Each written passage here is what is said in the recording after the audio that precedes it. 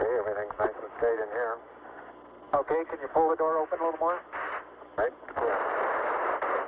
Okay. Did you get the mesa out? I'm going to pull it now.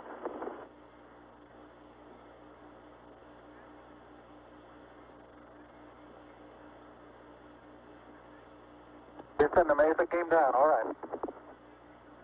Houston, roger, we copy and we're standing by for your TV.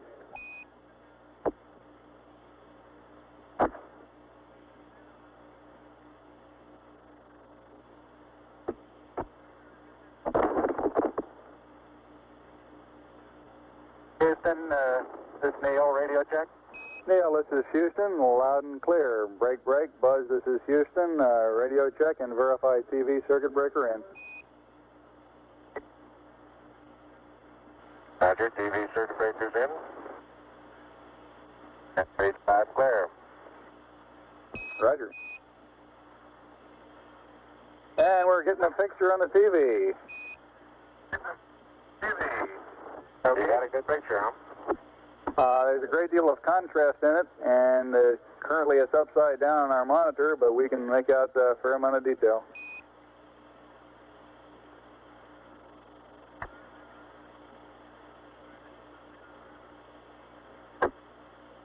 Okay, would you verify the position, the opening I ought to have on the camera?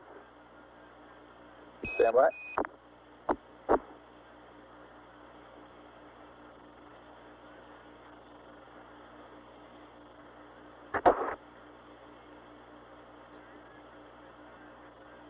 Okay, Neil, we can see you coming down the ladder now. Neil, we can see you coming.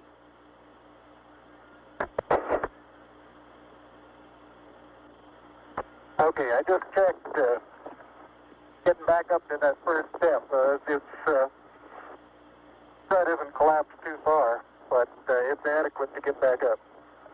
Roger, we copy. It's a pretty good little jump.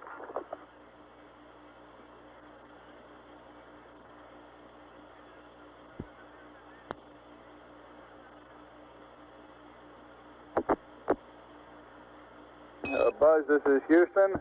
F2, 1/160th second for shadow photography on the sequence camera. Okay. I'm at the foot of the ladder. The LEM footbeds are only depressed in the surface about 1 or 2 inches, although the surface appears to be very, very fine-grained as you get close to it. It's almost like a powder. Ground mass is very fine.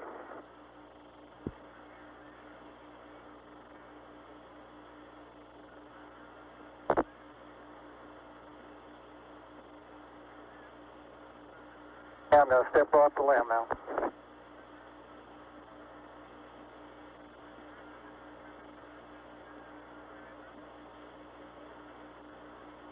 That's one small step for man,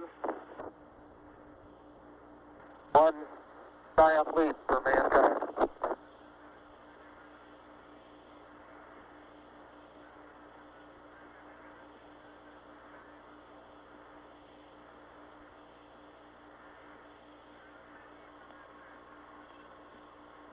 As the surface is fine and powdery, I can pick it up loosely with my toe. It does adhere in fine layers, like powdered charcoal, to the sole and sides of my boot. I only go in a small fraction of an inch, maybe an eighth of an inch, but I can see the footprints of my boots and the treads in the fine sandy particles. Neil, this is Houston. We're copying.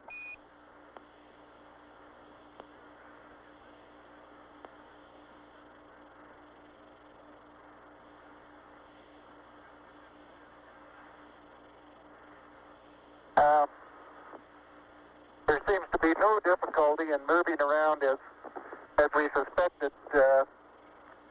It's even perhaps easier than the simulations of 16G that we performed in various simulations on the ground. Absolutely no trouble to walk around.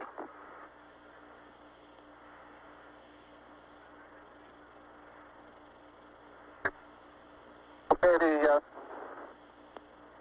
S.N. engine did not leave a crater of any size. It has about 1 foot clearance on the ground. We're essentially on a very level place here. I can see some evidence of rays emanating from the descent engine, but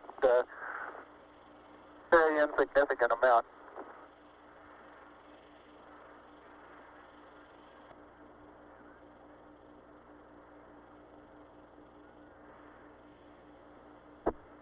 Okay, Buzz, we ready to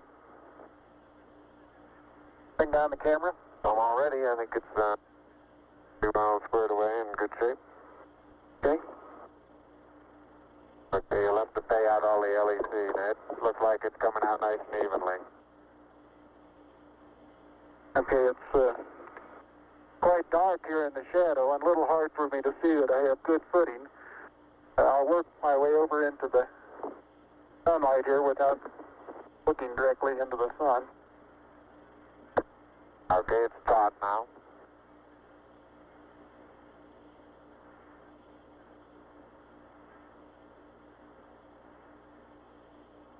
Unofficial time on the first step, 109.2420.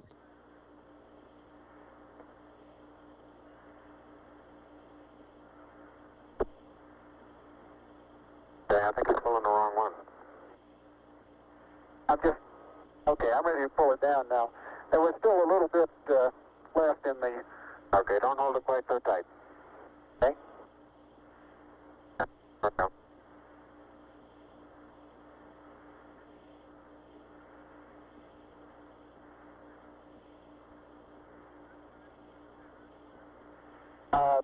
Looking up at the limb, I'm standing directly in the shadow now, looking up at Buzz in the windows.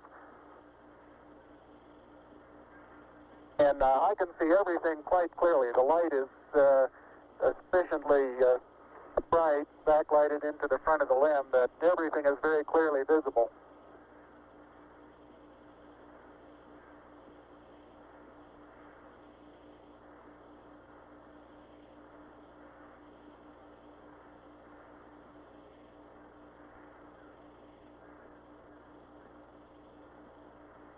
Okay, I'm going to be changing the Okay.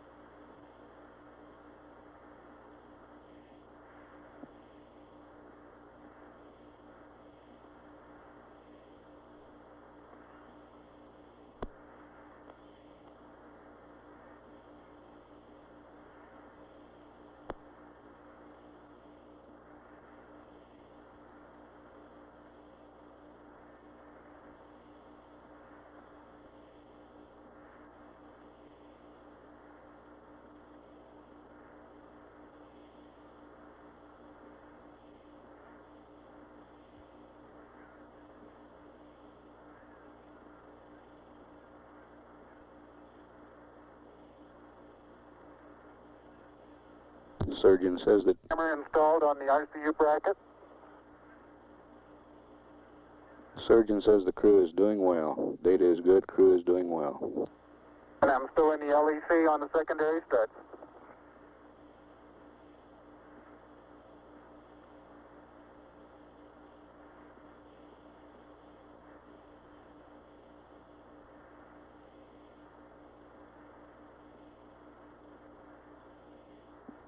I'll step out and take some of my first pictures here.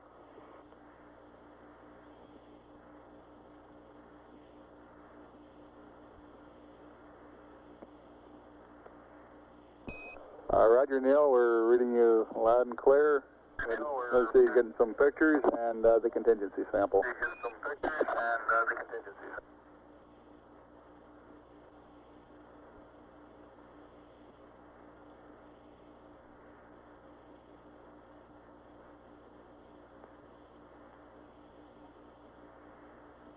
Thirty-five and a half minutes of PLSS time expended now.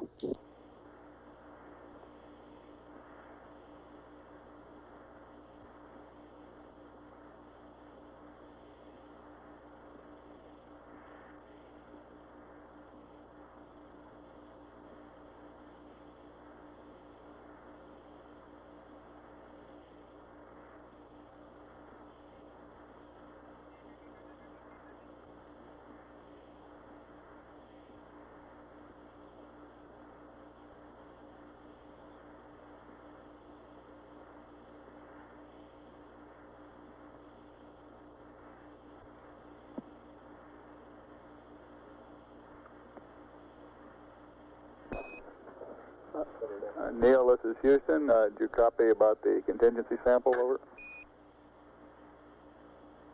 All right, you're going to get to that just as soon as I finish these picture series.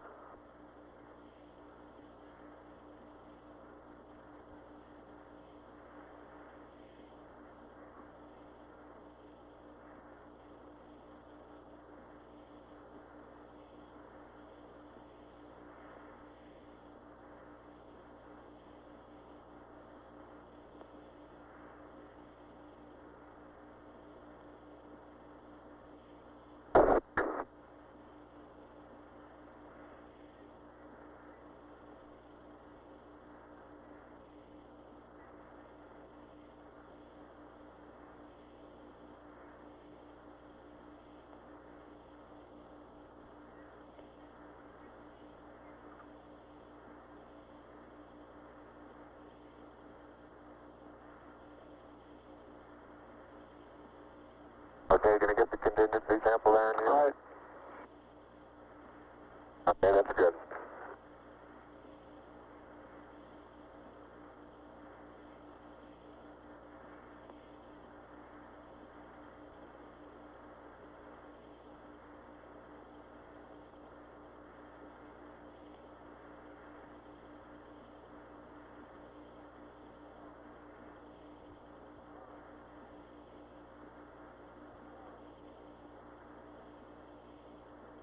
Okay, the contingency sample is down and it's up sample. Like it's a little difficult to dig through the initial crust. Very interesting. It's a very soft surface, but here and there where I plug with the contingency sample collector, I run into very hard surface, but it appears to be very cohesive material of the same sort. I'll try to get a rock in here. Just a couple.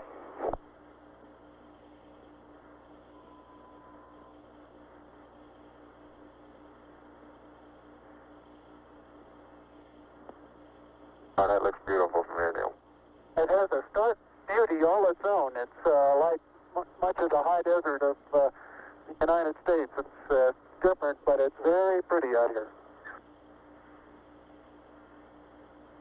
Be advised that a lot of the rock samples out here, the hard rock samples, have what appear to be vesicles in the surface. Also, I'm looking at one now that appears to have some sort of phenocryst. Houston, roger out.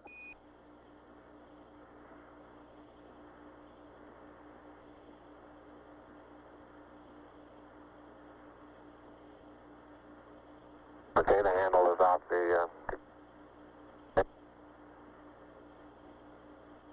it pushes in about 6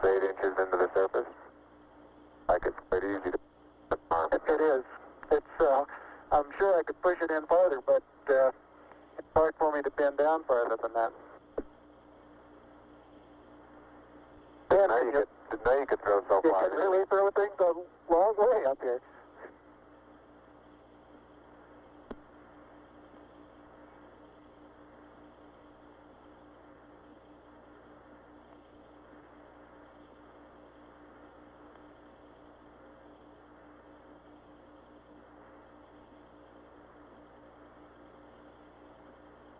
My pocket open, Buzz? Yes, it is. It's not up against your suit, though. Hit it back once more. More toward the inside. Okay, that's good.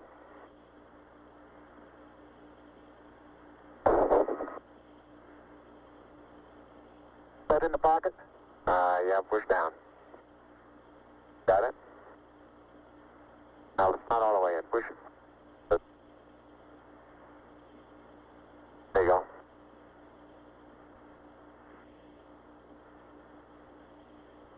Engine sample is in the pocket. My oxygen is 81%. I have no flags, and I'm in minimum flow. This is Houston, Roger Neil.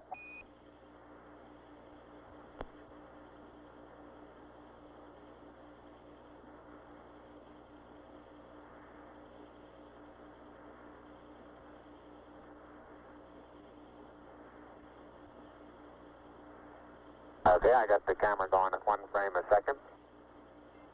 Okay?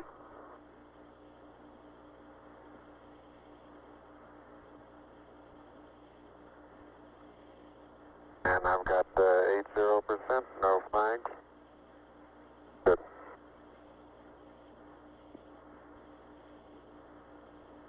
Are you getting a TV picture now, Houston? Neil, yes, we are getting a TV picture.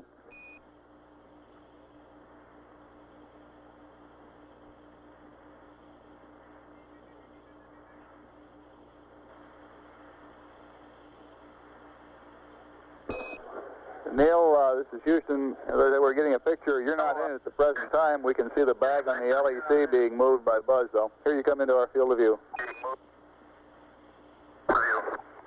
Oh, let me move that over the edge for you. Okay, ready for me to come out? Yeah, just stand by a second. I'll move this over the handrail.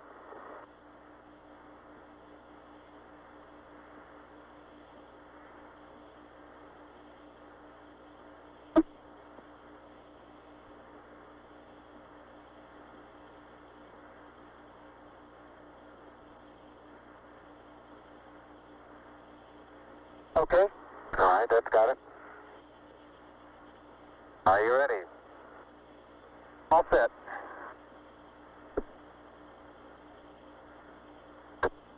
Okay, you saw what difficulties I was having.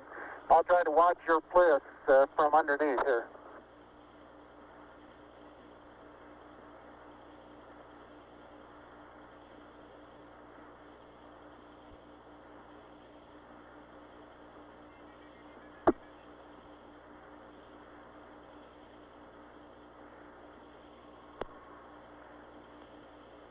All right, the backup camera is position.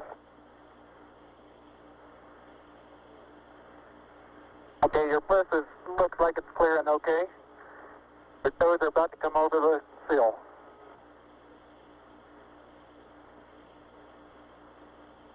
Okay, now drop your bliss down. There you go, you're clear. And laterally you're good. Got an inch clearance on top of your bliss. Okay, you need a little bit of arching of the back to come down. How far are my feet from the Okay, you're right at the edge of the porch. Okay. Back in from...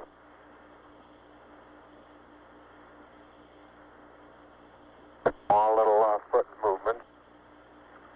Porch. Arching of the back. Moment comes up and clears the bulkhead without any trouble at all. Looks good.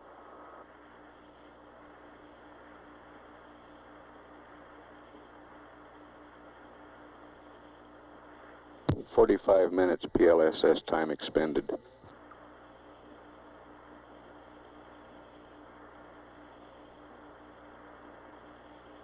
Neil, this is Houston. Based on your camera transfer with the LEC, do you foresee any difficulties in SRC transfer? Over. Difficulties in SR. Negative. That's the sample return containers, the rock boxes that Capcom... No, I want to back up and partially close the hatch.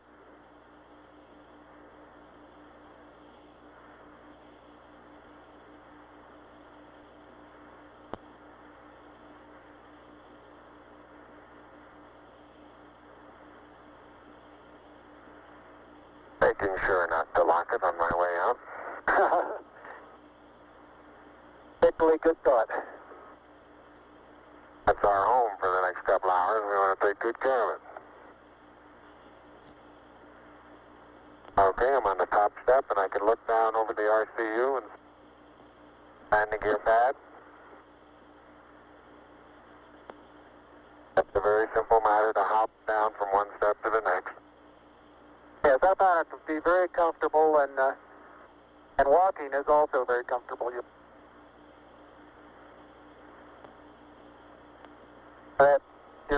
You've got 3 more steps and then a long one.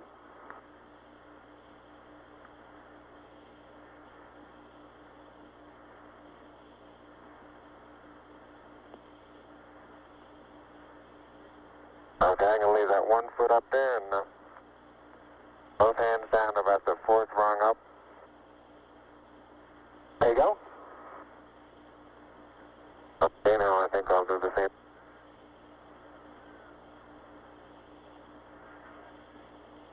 A little more. About another inch. There, you got it? That's a good step. Yep. About a 3-footer.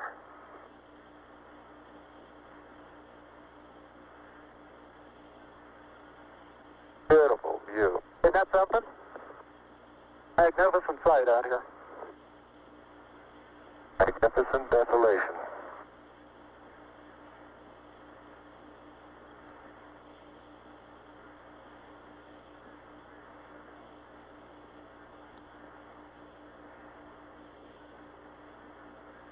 Both PLSS is nominal on consumables.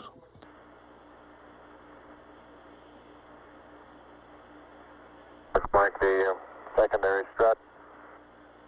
Have little thermal effects on it right here, Neil. Yeah, I noticed that.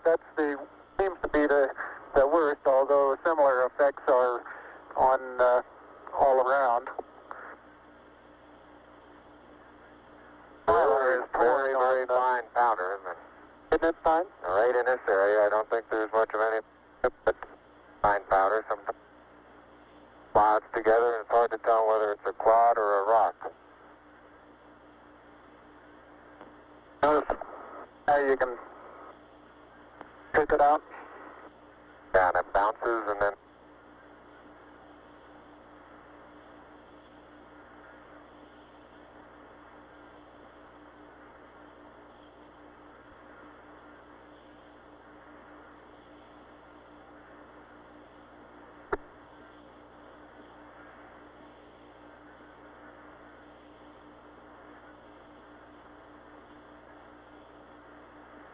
reaching down, fairly easy. Got my suit 30 at this stage.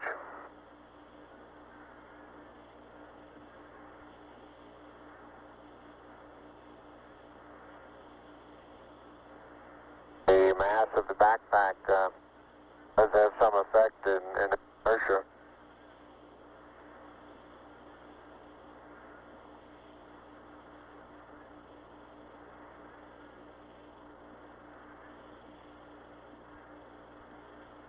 There's a slight tendency I can see now to backwards due to the soft, very soft texture. Oh, you're standing on a rock, big rock there now.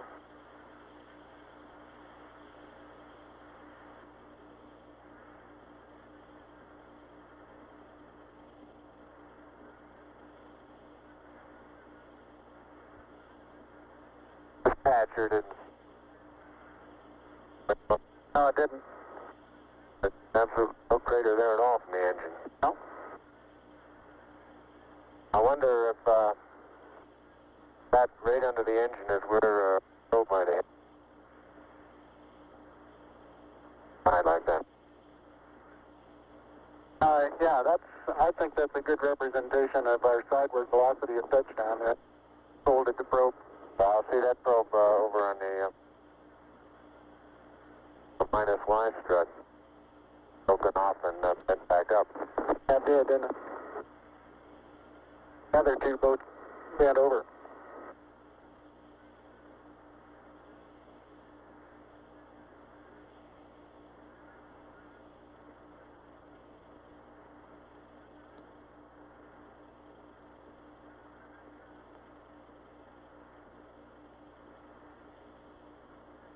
Can't say too much for the visibility right here without the visor up. Pretty dark. It looks like there's a surface of a flat rounded rock.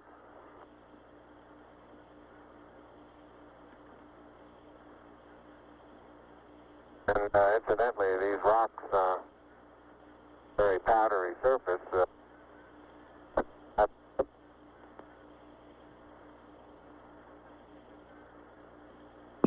Say again, please, Buzz. You're cutting out. And here's some... I say that the rocks are rather slippery. Roger. Very powdery surface. When it's on there, fill up all the very little fine porises. They'll tend to slide over it rather easily.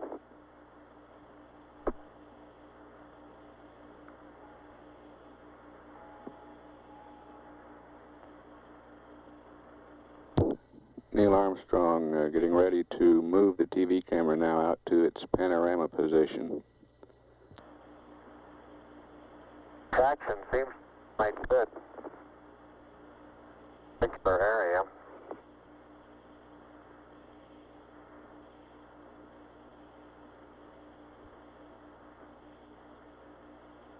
Start to lose my balance in one direction, and recovery is quite natural and very easy.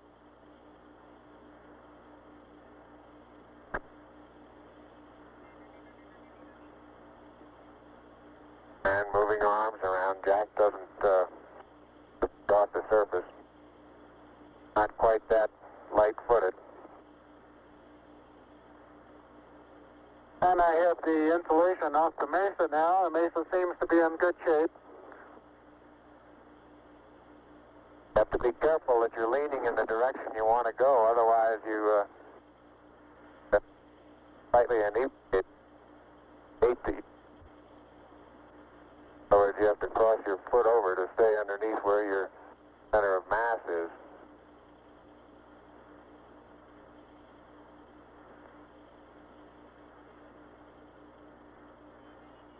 Hey Neil, didn't I say we might see some purple rocks? Find a purple rock? Yep.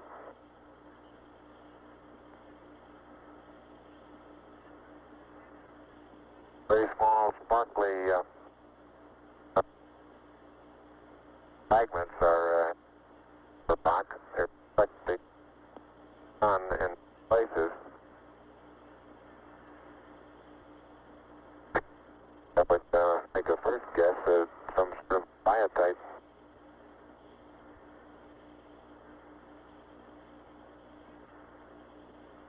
We'll leave that to the further analysis. But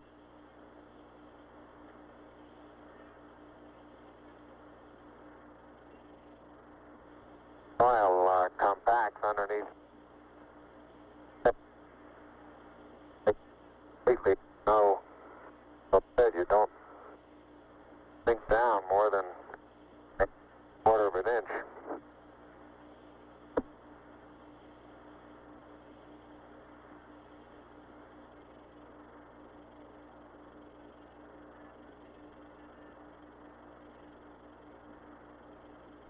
Biotite is a brown mica substance. Okay, Houston, I'm going to change lenses on you. Roger, Neil.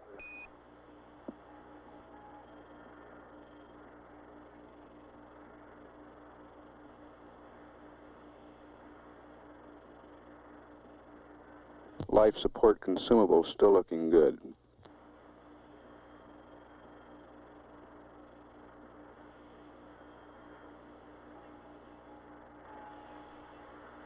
Okay, Houston, tell me, get a new picture. Neil, this is Houston. That's affirmative. We're getting a new picture. You can tell it's a longer focal length lens. And for your information, all LEM systems are go. Over. For your information, all LEM. I appreciate that. Thank you.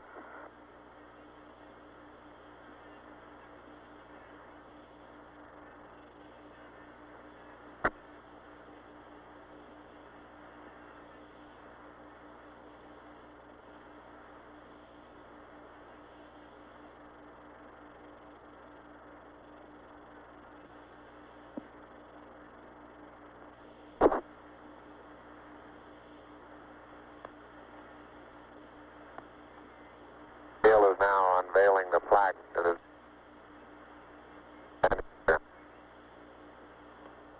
Roger, we got you bore-sighted, but back to one side. Bore-sighted.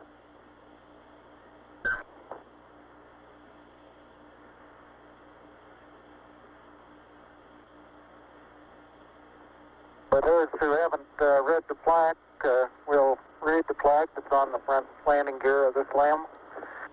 There's two hemispheres, one showing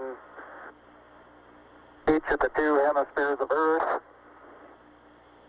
Underneath it says, "Dear men from the planet Earth, first set foot upon the moon, July 1969 AD. We came in peace for all mankind." It has the crew members' signatures and the signature of the President of the United States.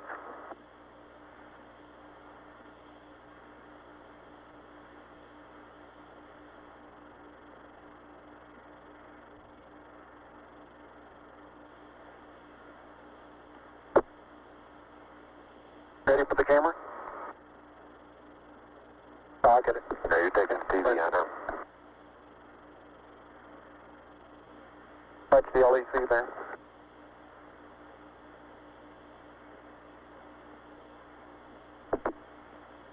I'm afraid these lost materials are going to get dusty.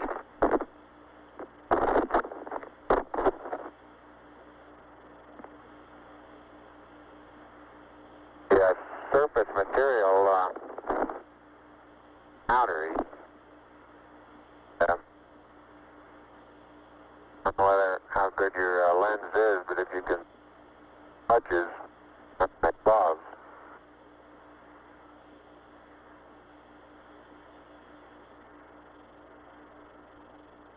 Very much like a very finely powdered carbon, but pretty looking. You pull out some of my cable for me, bud?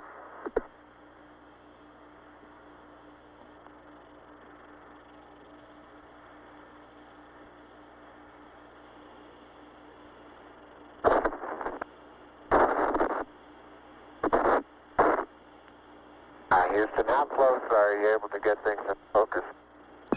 This is Houston. We can see Buzz's right hand. It's somewhat out of focus. I'd say we were focusing down to probably about 8 inches to a foot behind the position of his hand when he was pulling out the cable.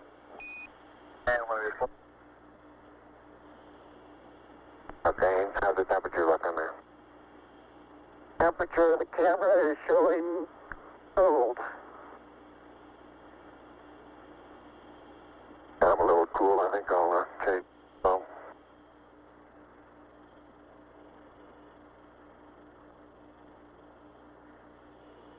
I'm on intermediate now, Houston, and I show 3.78. No flags, 74. Houston, roger out. And we'll probably need a little Distance, back location, television camera.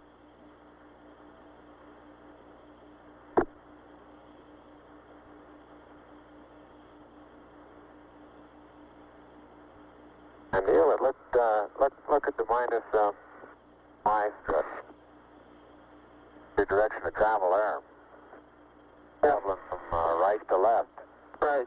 So this one over here underneath the S.N.C where the probe first hit. Minus my probe first hit. I got plenty of cable. You got plenty more.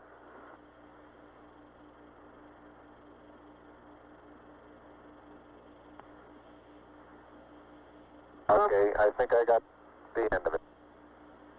Something interesting in the bottom of this little crater here. Maybe. Keep going. We got a lot more. Okay. Getting a little harder to pull out here.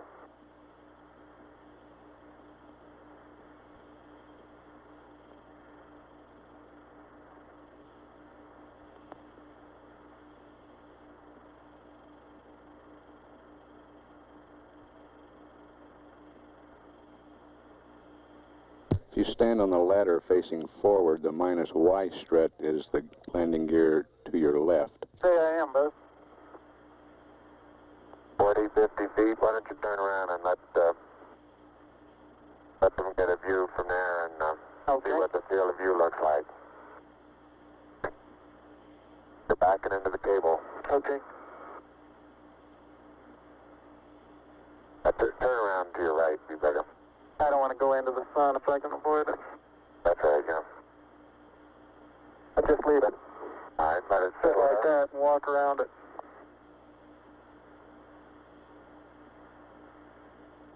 Houston, how's that field of view going to be?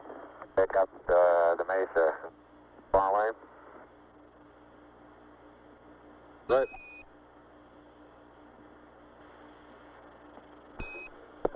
Neil, this is Houston. The field of view is okay. We'd like you to aim it a little bit more to the right, over. Okay. Okay, that's all the cable we have. All the way out. I'll start working on the shoulder. A little bit too much to the right. Can you bring it back left about 4 or 5 degrees?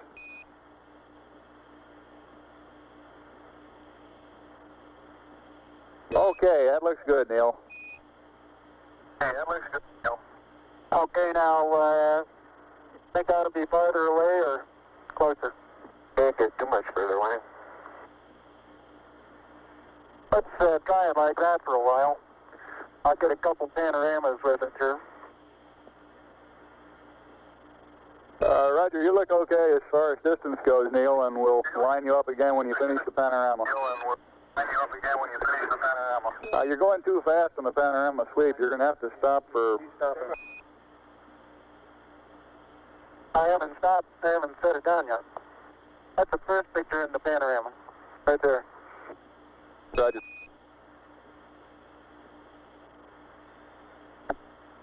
It's taken just about northeast. Tell me if you got a picture, Houston. Well, we've got a beautiful picture, Neil. Okay, I'm going to move it.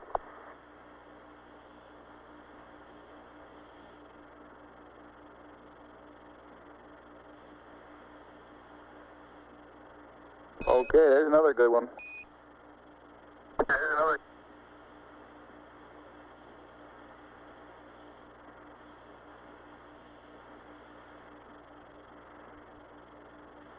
Okay, we've got that one.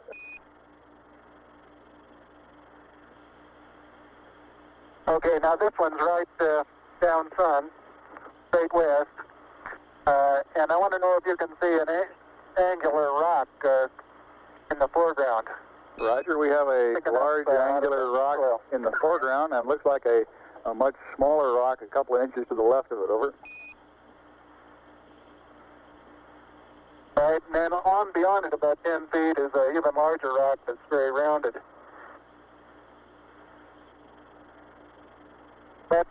rock is about, the closest one to you is about sticking out of the sand about 1 foot. It's about 1.5 feet long, and it's about 6 inches thick, but it's standing on edge. Roger.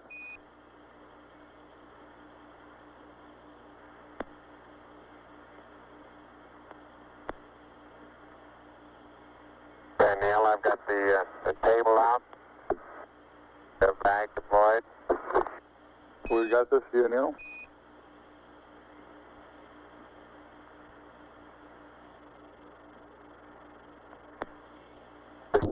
Straight south. Roger, and we see the shadow of the limb. In the hills, Roger, the little hill just beyond the shadow of the limb is a pair of elongate craters. Probably the pair together is 40 feet long and 20 feet across, and they're probably 6 feet deep. We'll probably get some more work in there later.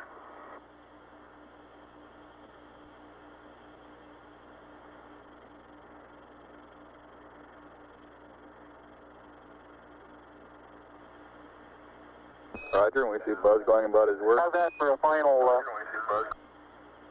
For a final orientation, we'd like it to come left about 5 degrees, over.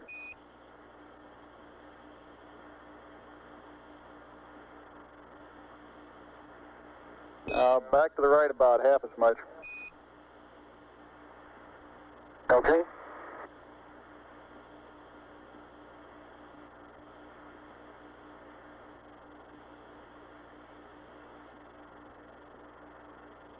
Okay, that looks good there, Neil. Yeah, it looks good there. Okay.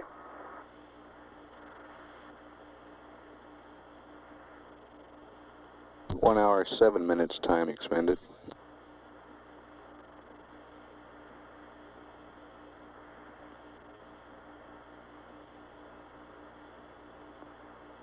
Okay, you can make a mark, Houston. Roger, slow in.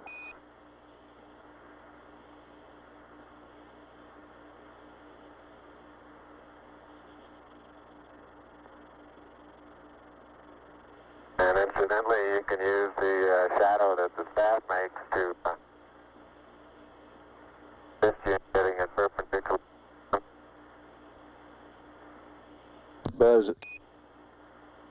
Buzz is erecting the solar wind experiment now.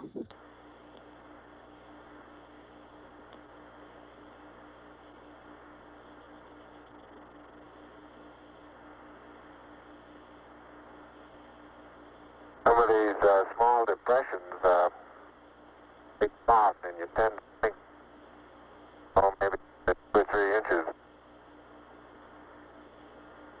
I can suggest exactly what the layer pictures showed when they pushed away a little bit. You can force transmitted through the upper surface of the soil, and about 5 or 6 inches away, it breaks loose and moves as if it were caked on the surface, when in fact it really isn't.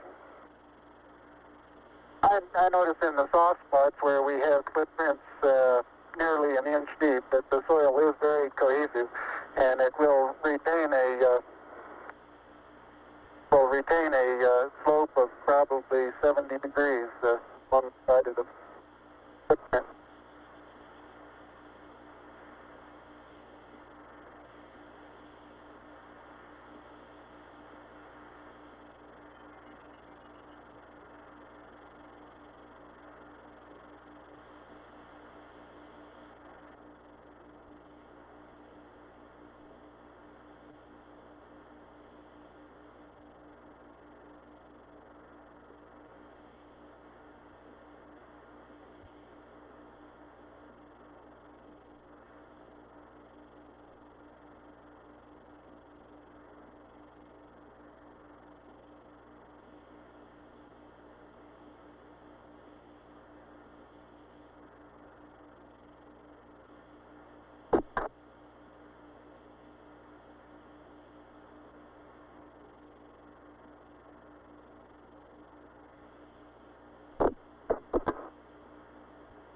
All limb systems still looking good.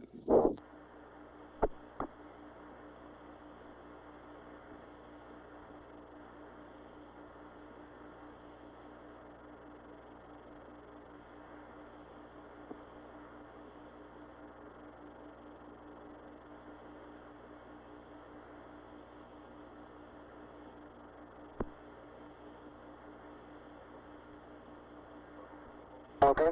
Yeah, I think that's nice.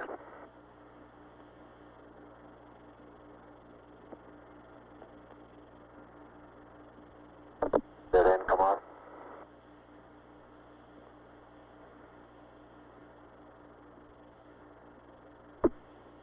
Going to get the camera.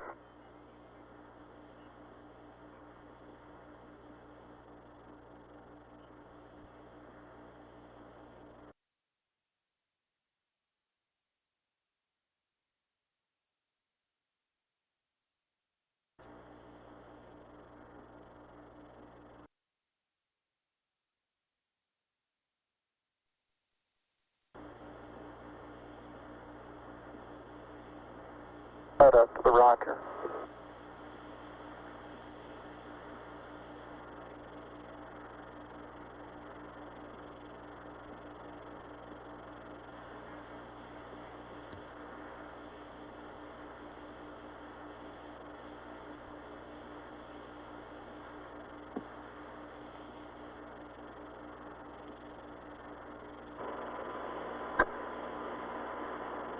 Okay, you'll have to extend that one.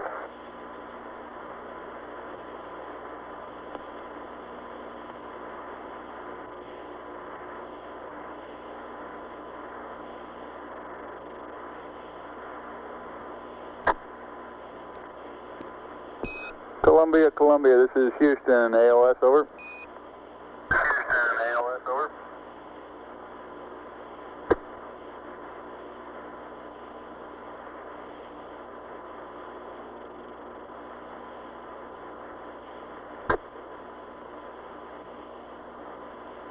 Neil Armstrong's been on the lunar surface now almost 45 minutes.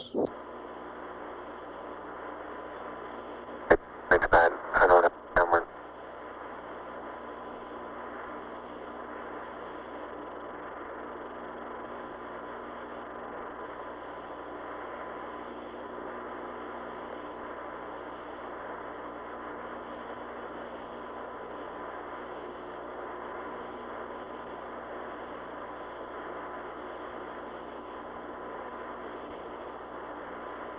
Houston, Columbia on the high gain, over.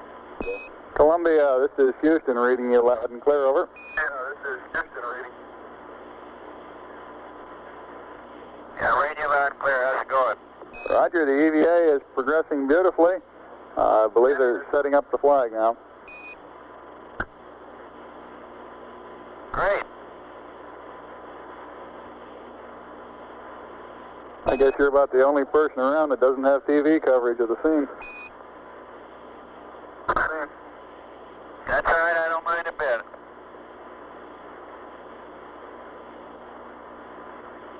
How is the quality of the TV? Oh, it's beautiful, Mike. It really is. Oh, geez, that's great. Is the lighting halfway decent? Yes, indeed. They've got the flag up now, and you can see the stars and stripes on the lunar surface. Up now, and you can see the stars and stripes on the lunar surface. Beautiful, just beautiful.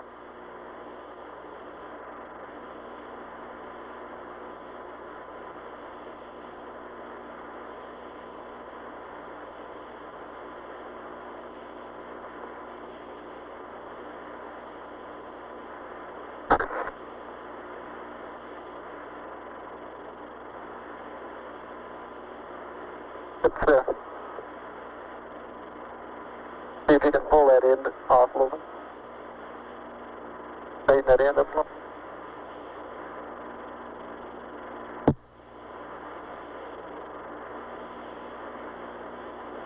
It won't go up.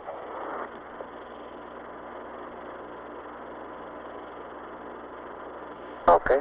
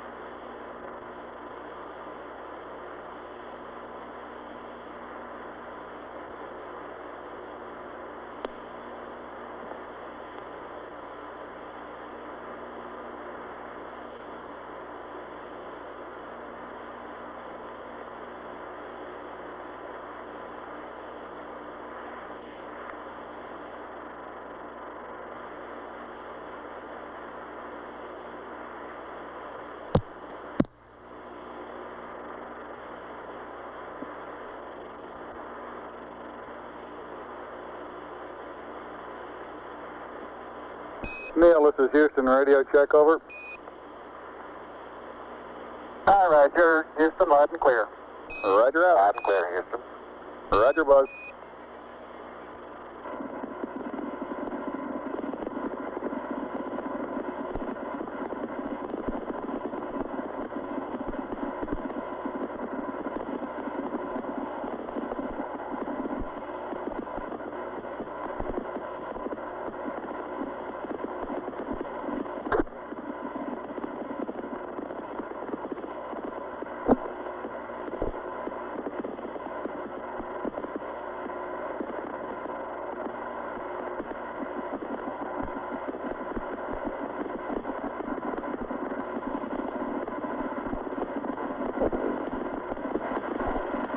I'd like to evaluate the various paces that a person can traveling on the lunar surface.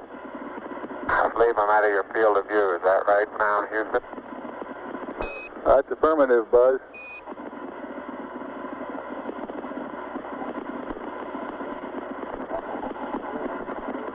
You're in our field of view now. You do have to be. All right, you do have to be rather careful to keep track of where your center of mass is. Sometimes it takes about 2 or 3 paces to make sure that you've got your feet underneath you.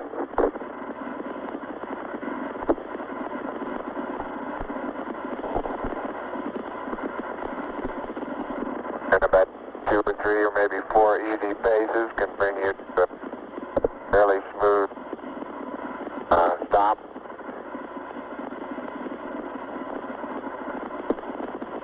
Direction. Like a football player, you just have to put out to the side and cut a little bit.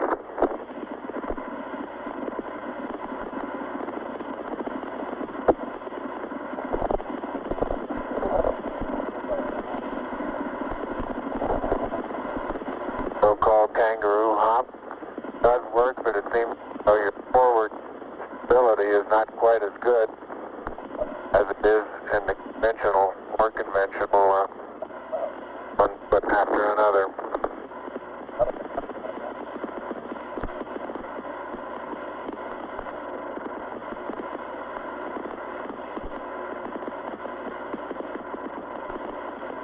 As far as saying what a sustained pace might be, I think the one that I'm using now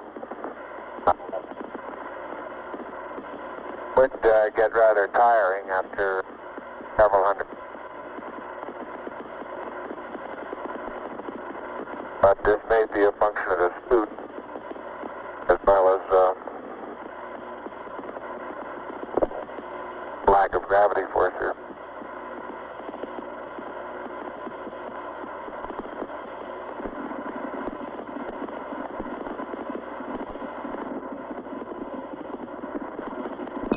Tranquility Base, this is Houston. Could we get both of you on the camera for a minute, please?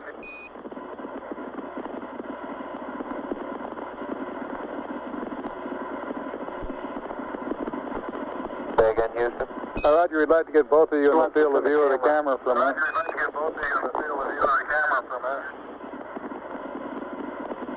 Neil and Buzz, the President of the United States is in his office now and would like to say a few words to you, over.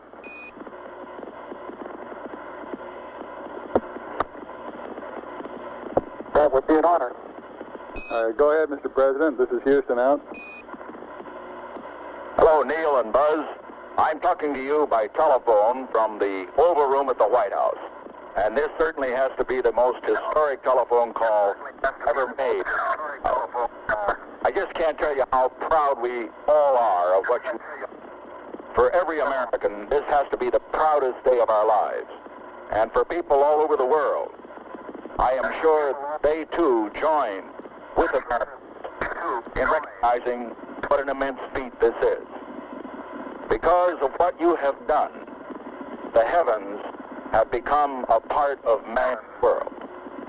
And as you talk to us from the Sea of Tranquility, it inspires us to redouble our efforts to bring peace and tranquility to Earth. For one priceless moment, in the whole history of man, all the people on this earth are truly one. One in their pride in what you have done, and one in our prayers that you will return safely to earth.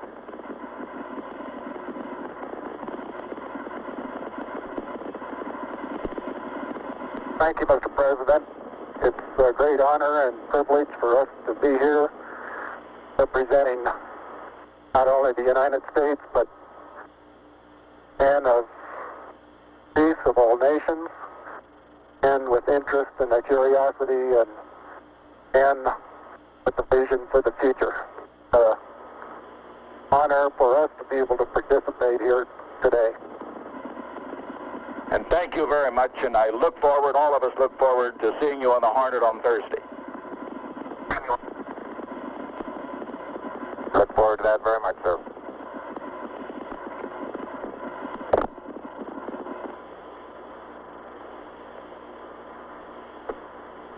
Columbia, Columbia, this is Houston, over. Loud and clear, Houston. Roger, I've got a P-22 auto optics pad for you.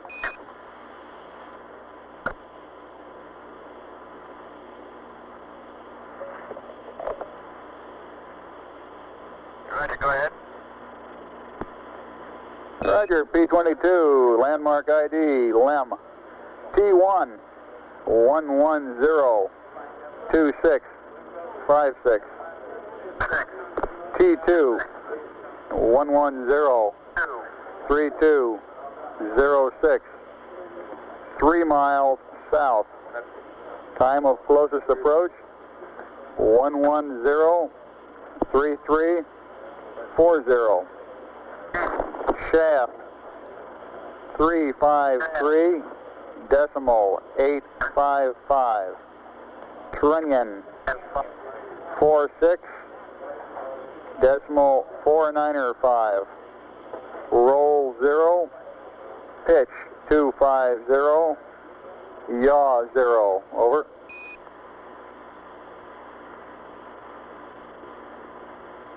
Roger, thank you. Read back now required. Roger, out.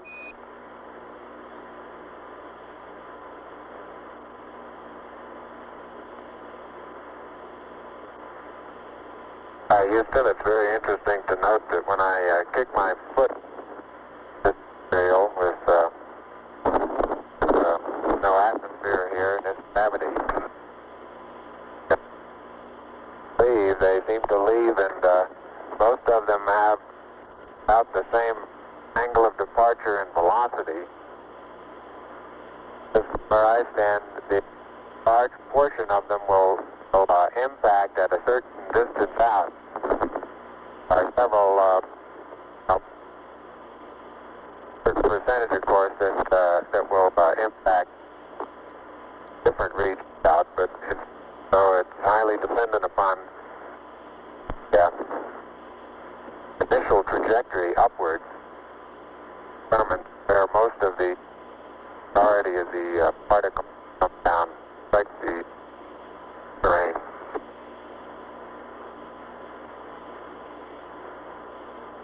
Roger, Buzz, and break, Columbia, this is Houston. When you track out of high gain antenna limits, request Omni Delta, over. Oh, man. I've noticed several times in going from the sunlight into the shadow that just as I go in, I catch an additional reflection off the LEM, along with the reflection off my face onto the visor, makes visibility very poor just at the transition sunlight into the shadow.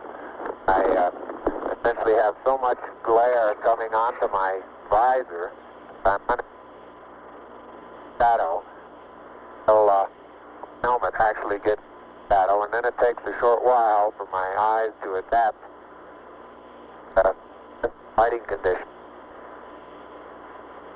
Inside the shadow area,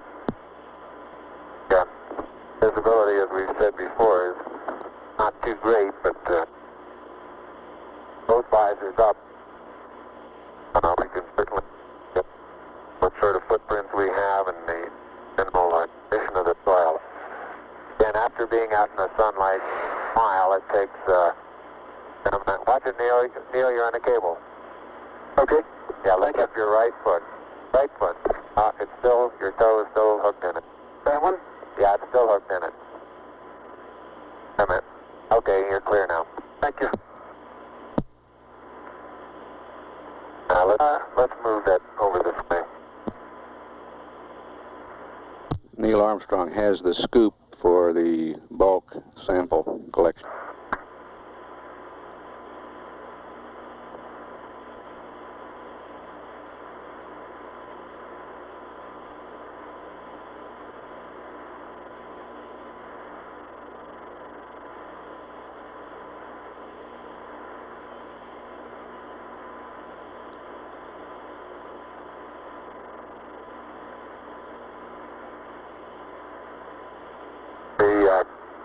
The boot color of my boots have completely disappeared now into this small.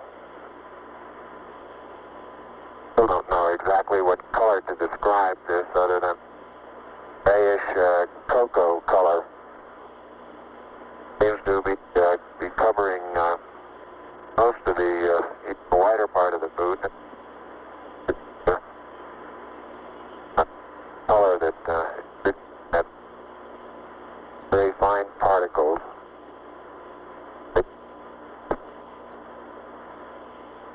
Buzz, this is Houston. You're cutting out on the end of your transmission. Can you speak a little more closely into your microphone, over? Roger, I'll try that. Beautiful. Now I had that one inside my mouth that time. Sounded a little wet. A little wet.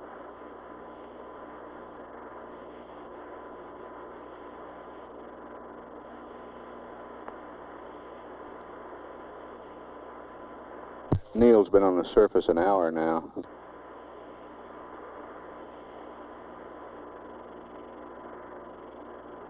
Buzz, not quite 20 minutes less than that.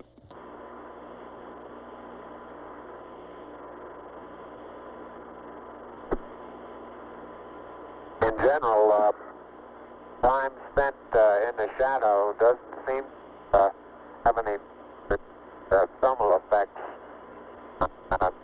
that we feel inside the suit. There is a difference, of course, in the coming radiation and the helmet, so I think there's a tendency to feel a little cooler in the shadow than we feel out in the sun.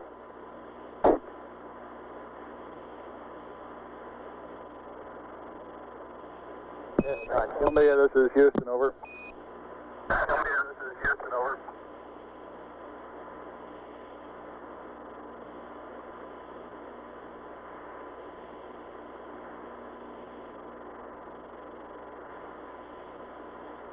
One hour and a half expended on the PLSSs now. Columbia, this is Houston, over.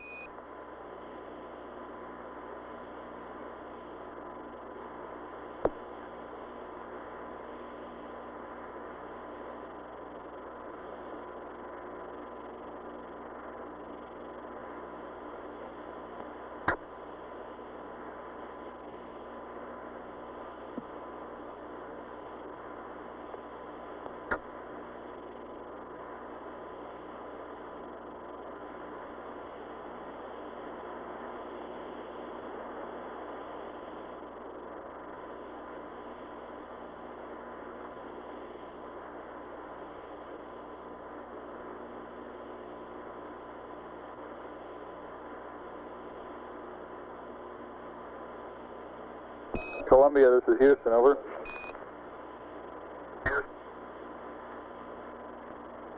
Houston, Columbia, Delta.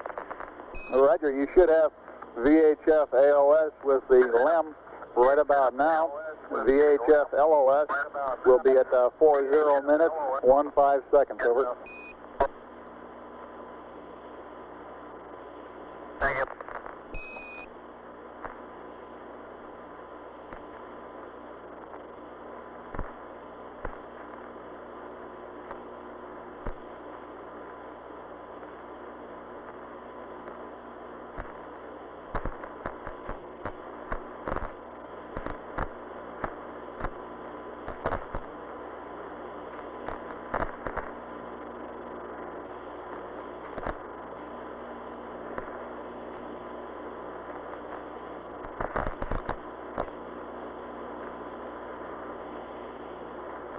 Heart rates on both crewmen averaging between 90 and 100.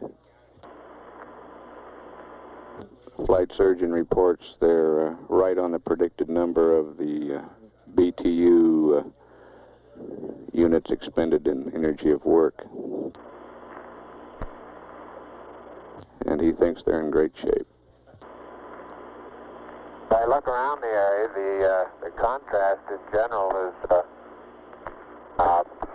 comes about completely by virtue of the shadows. Almost deep. Looking down sun, zero phase, very light colored gray, light gray colored, like the halo around my own shadow, around the shadow of my helmet.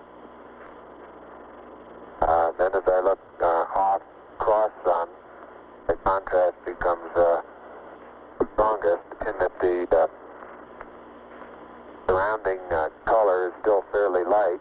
As you look down into the sun, but a larger amount of shadowed areas looking toward us. The general color of the surrounding is darker than cross sun. Contrast is not as great. Surveying all the dusty area that we've picked up, considerably darker in texture. Now, I've picked up one. I imagine that this has been out by certain impacts that we've that's a distinct surveyor. The same is true if I survey cross sun along the area that we're walking. General, in addition to the fact that there are footprints there, general terrain where I've been up out of this surface trail is generally of a darker contrast, surrounding color.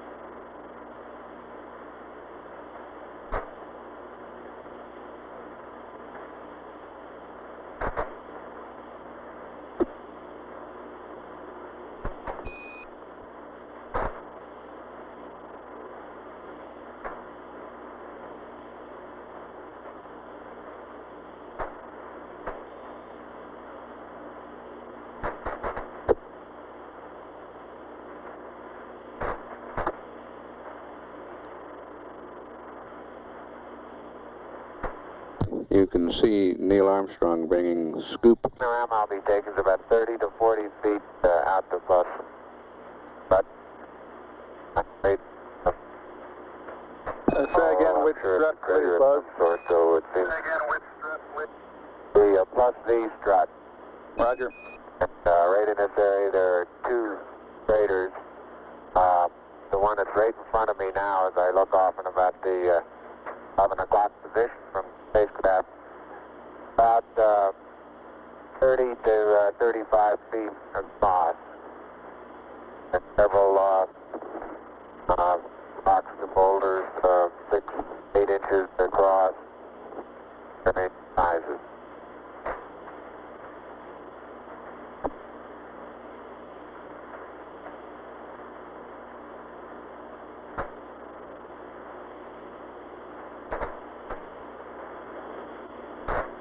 Neil is filling the bulk sample bag attached to a scale. You can see him in the picture. Buzz is behind the limb at the minus Z strut.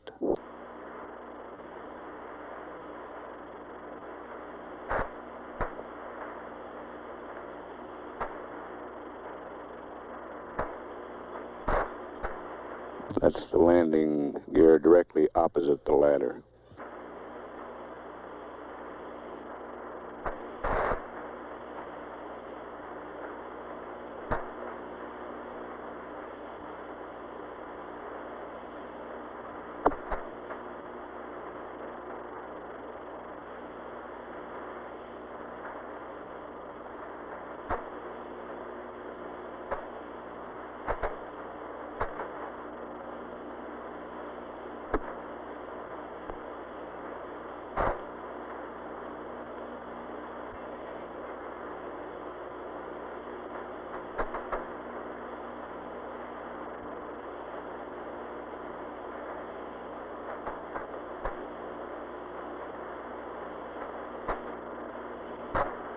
Neil's been on the surface about an hour and 10 minutes now.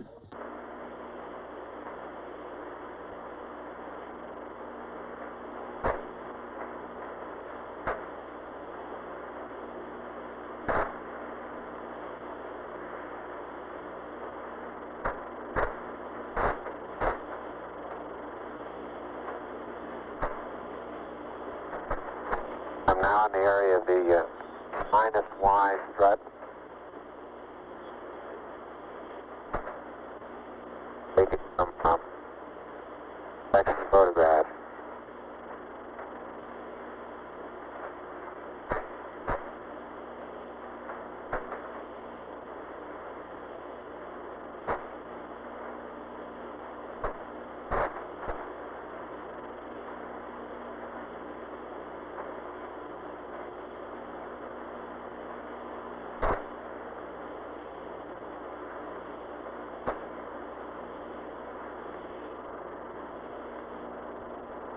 Buzz is making his way around the LAM, photographing it from various angles, looking at its condition on all sides.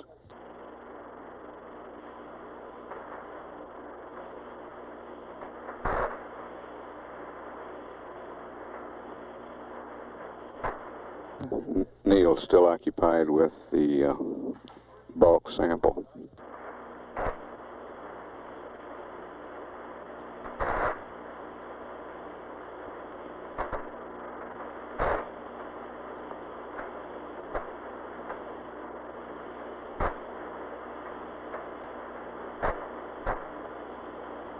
One hour, 40 minutes time expended on the PLSSs now.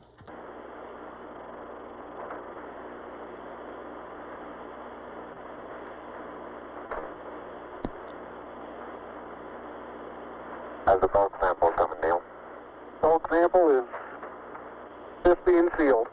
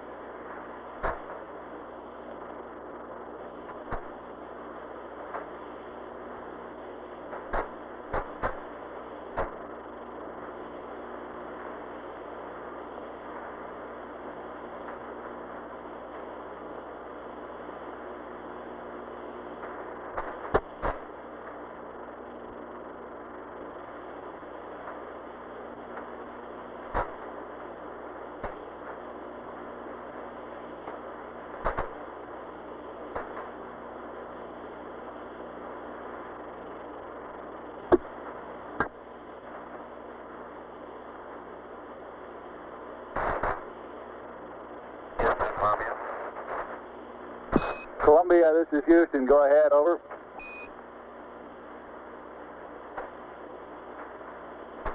Roger, no marks on the left that time.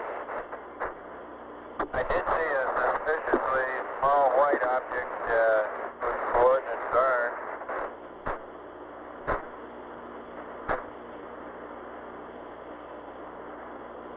Go ahead with the coordinates on the small white object.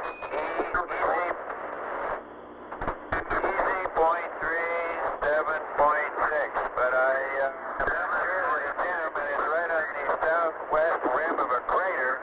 I think they would know it if they were in such a location. It looks like their limb would be pitched up quite a degree. It's on the southwest wall of a smallish crater.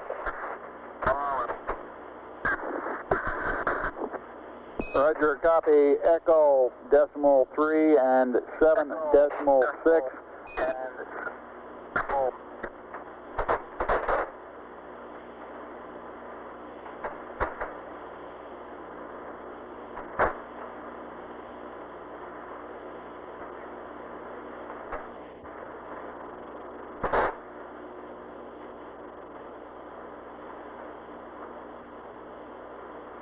And Columbia, this is Houston. While I'm talking to you, LOS will be at 111 19er 31.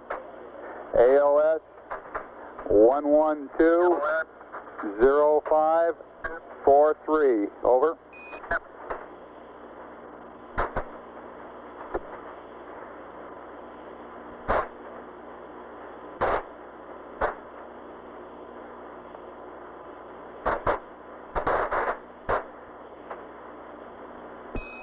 Columbia, this is Houston. Did you copy LOS, AOS times? Over. Copy. AOS. Negative, Houston. You're broken. Disregard. I cut them off the flight plan. Roger, out.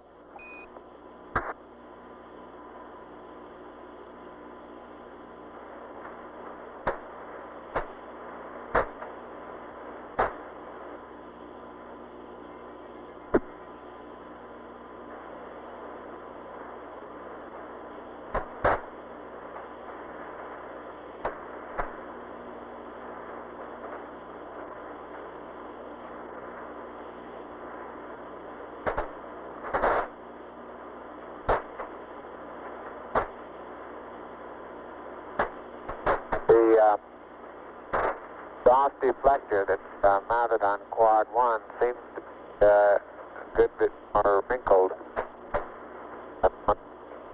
right now on quad 4.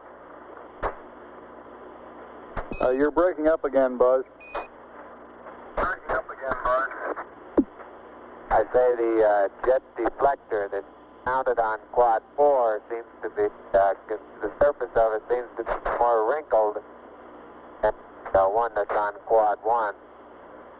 Generally, underneath part of the lem seems to have stood up quite well to the, we'll get some pictures in the half part of the lem that illuminate the thermal effects much better than we could get them up here in the front.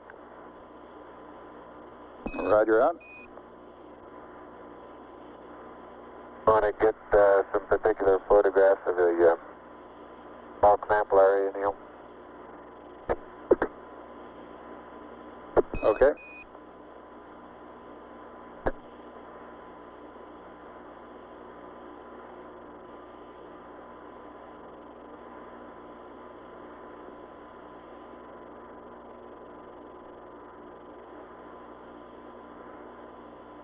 And Houston, Buzz here, I'm showing 3.78 SI.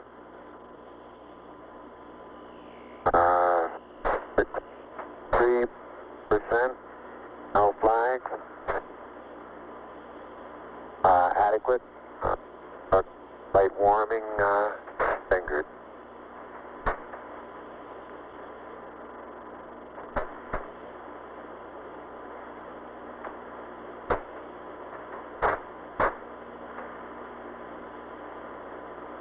Roger, and Neil has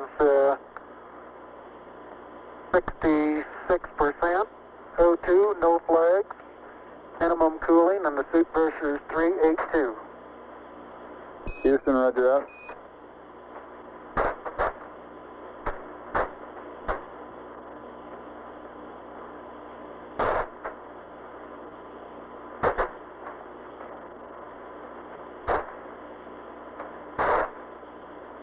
Neil has finished collecting and packing the bulk sample.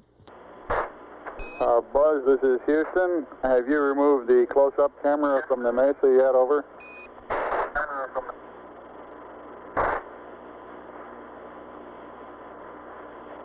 Negative, thank you.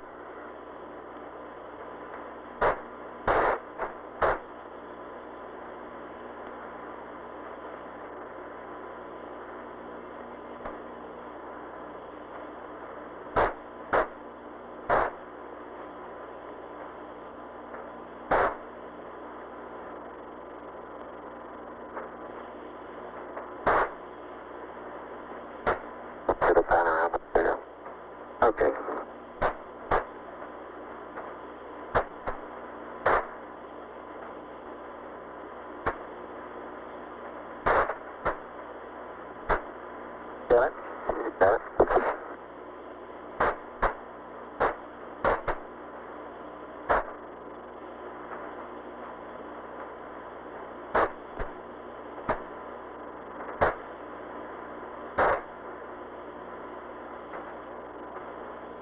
Houston, how does our timeline appear to be going? Roger, it looks like you're about a half hour slow on it. We're working on consumables, over. All right.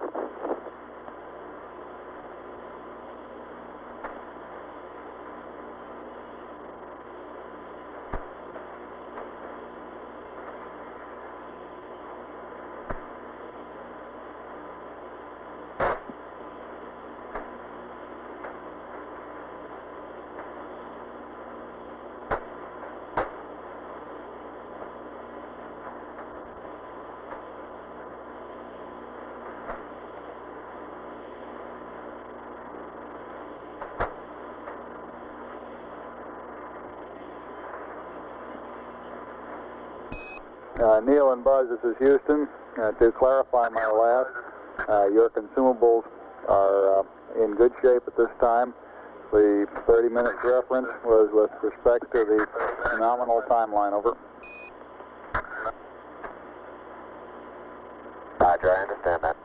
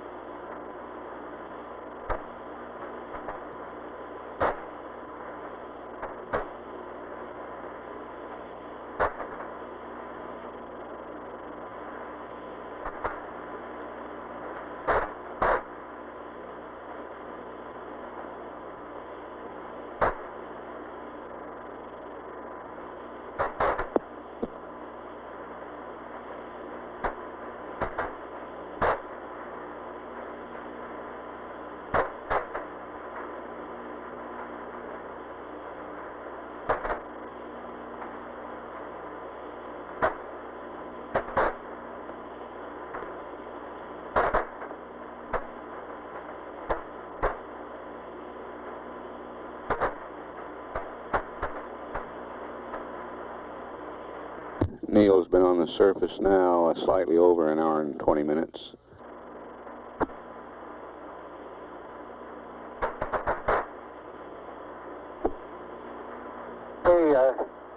Don't note any abnormalities in the limb.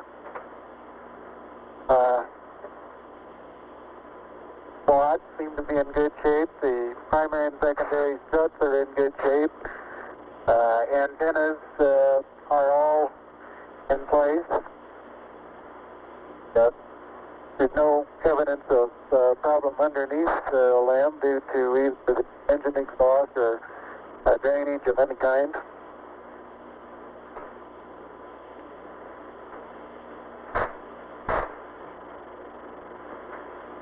Roger, out. It's very surprising, very surprising lack of penetration of all four of the foot pads. I'd say if we were to try and determine just how far below the surface they would have penetrated, you'd measure in 2 or 3 inches, wouldn't you say, Neil? At the most, yeah. That fly strut there is probably even less than that.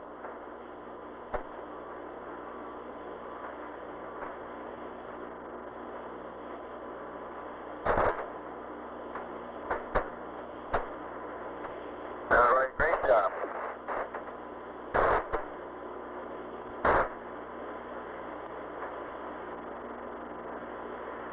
I get a picture of the bus-wide strut taken from here, the descent stage, and I think we'll be able to see a little bit better what the ripple effects are. Seem to be quite minimal.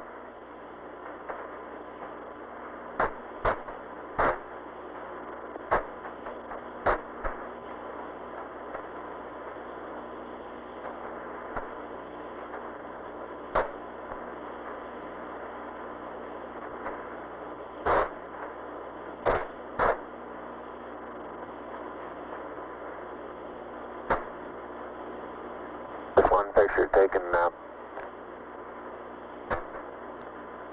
the right rear of the spacecraft, looking at the skirt of the descent stage. So a slight darkening of the surface color, a rather minimal amount of radiating or etching away or erosion of the surface. And now on descent, both of us remarked that we could see a large amount of very fine dust particles moving out.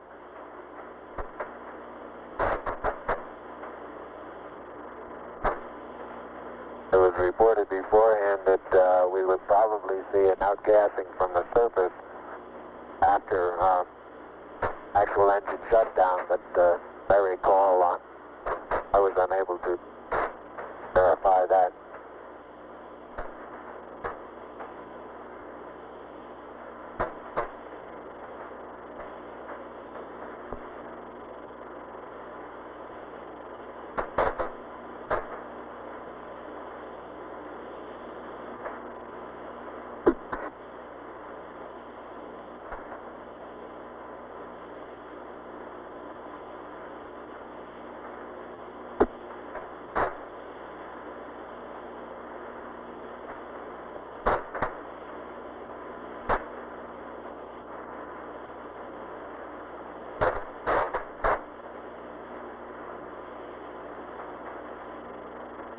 Just too big an angle, Neil.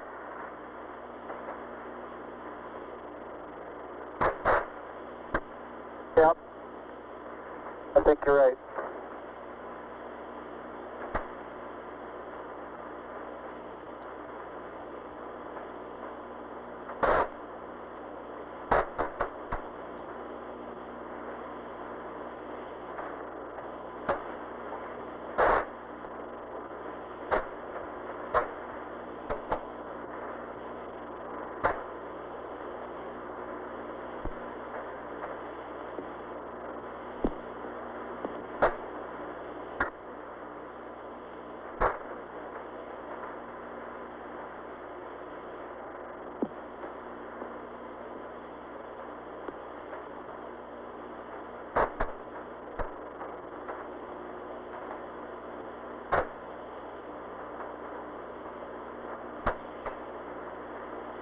Go back at the minus V strut now.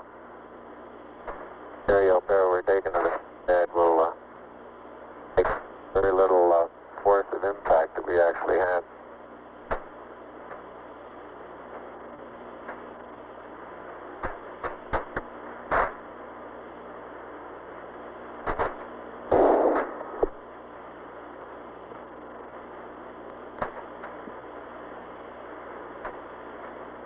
And Neil, if you'll take the camera, I'll okay to work on the SEQ bay. Okay. Columbia, Columbia, this is Houston. I noticed that. Columbia, this is Houston. Go ahead, bud. Okay. Taking some close-up pictures of that front.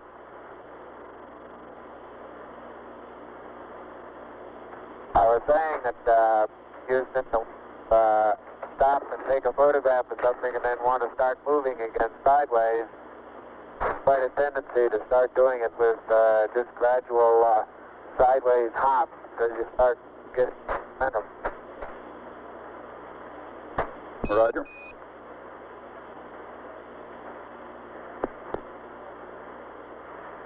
Can you see us underneath the slam over at the SEQ bay, Houston? Yes, indeed, Buzz. We can see your feet sticking out underneath the structure of the LEM descent stage. Okay, I'm just on the other side of the... Now we can see you through the structure of the minus Z secondary strut.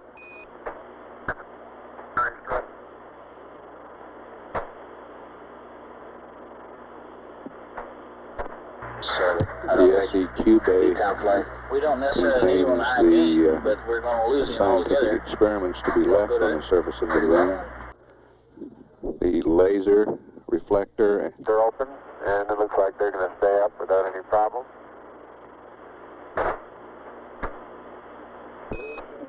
Columbia, Columbia, this is Houston. We're about to lose you on the Omnis. Request high gain antenna. React mode. Pitch 20. Yaw 135. Over. It's 175, flight. Gonna pick an area, Neil. Make that yaw 175. Columbia, yaw 175 on the high gain. Cornelius locked up on the high gain, Houston. Roger out. Sergeant, full flight. Go flight. How you doing? Good, real fine. They're still working below the predicted curve now. EMU flight. Go ahead, flight. How you doing? We're getting an update here in a minute. I'll get it to you in a second. All right.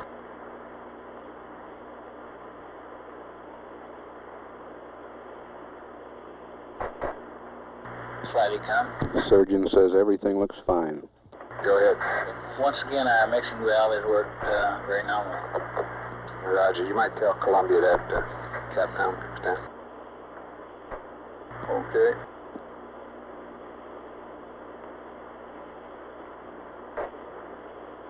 Yes. He can if he's watching it. He may not be watching it at the time. An hour and a half Flight of lunar Capcom. surface Capcom. time. And talking to Ecom, he says that if Columbia is watching it on board, he can see it. You think we ought to tell him about it anyway? Over? No, disregard. Roger.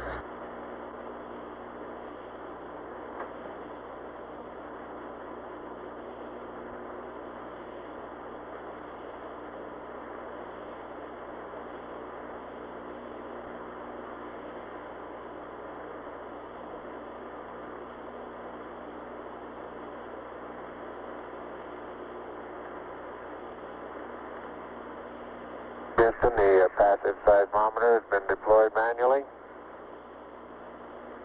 Roger.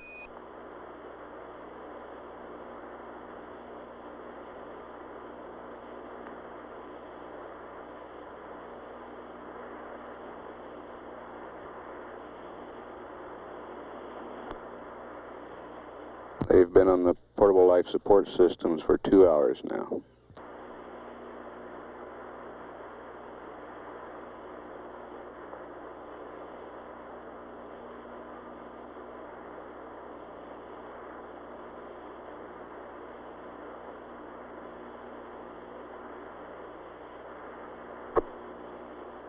And the manual deployment of the LR cubed little spring that's at the end of the string pulled off of the pit fin. Now, however, I was able to reach up and get hold of the pit fin and pull it loose. So it'll be deployed manually also. Roger.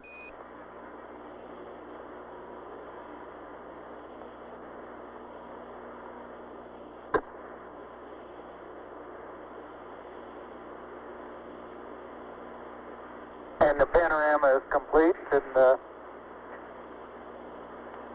limb, about the limb 7 and 730 position at about 60 feet.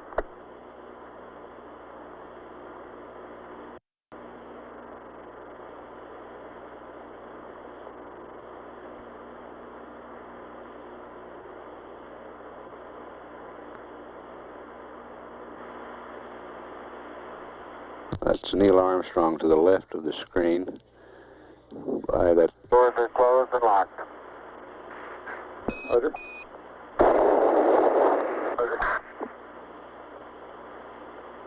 Have you got us a good area picked out? Yeah, I think right out on that rise out there is probably as good as any. FBL, meet guidance, smoker down. Right over here. But probably stay on the high ground there and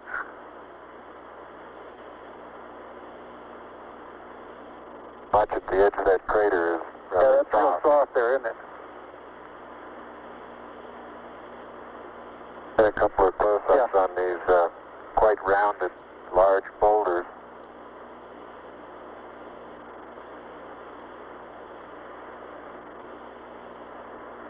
Buzz Aldrin coming into view on the right, carrying the two experiments. About 40 feet out. I'd say out to the end of that next...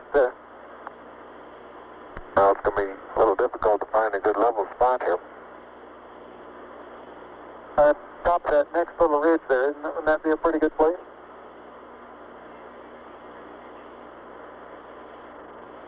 Okay, how about I put the LR cube right about here? All right. And, I'm going to have to get on the other side of this rock here.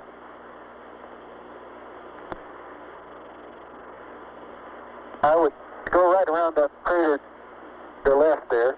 Isn't that a level spot there? I think this right here is just the level. Okay.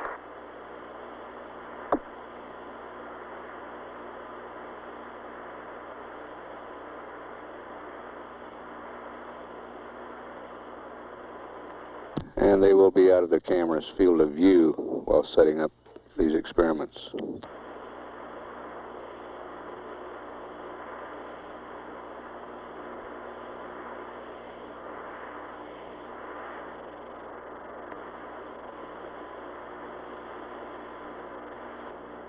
The boulders look like basalt, and they have probably 2% white minerals in them, white crystals. And the thing that I reported as vesicular before, I don't believe I believe that anymore. I think it's small craters. They look like little impact craters where BB shot has hit the surface.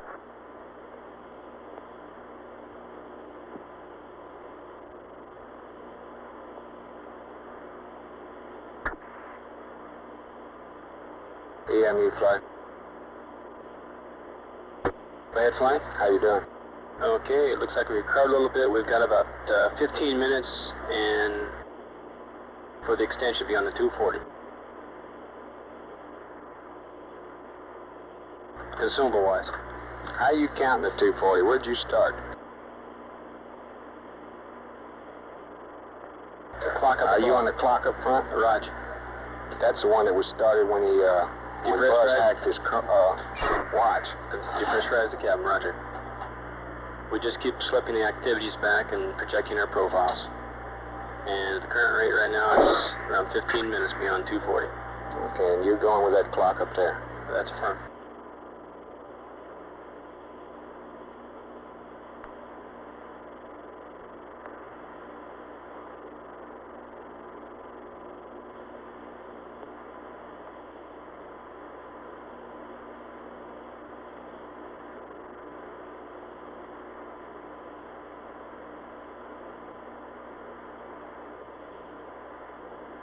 FEO, meet guidance smoker deck.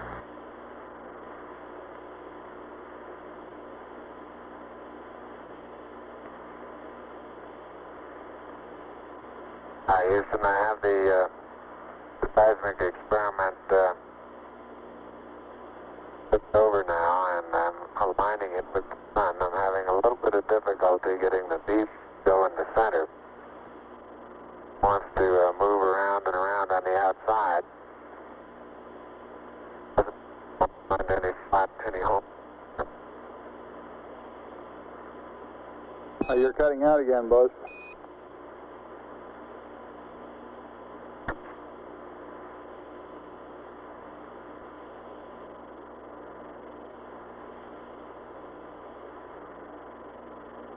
Roger, I say I'm not having too much success in leveling the PSE experiment. Flight experiments. The main thing is get the ball off the edge. Get what? Get the ball off the edge. It does not necessarily have to be centered if you can't center it. Get the ball off the edge. Yeah, he said he was having trouble getting it off the outside at all. I thought he said getting out center. I miscopied then. So it seemed to be going around the outside.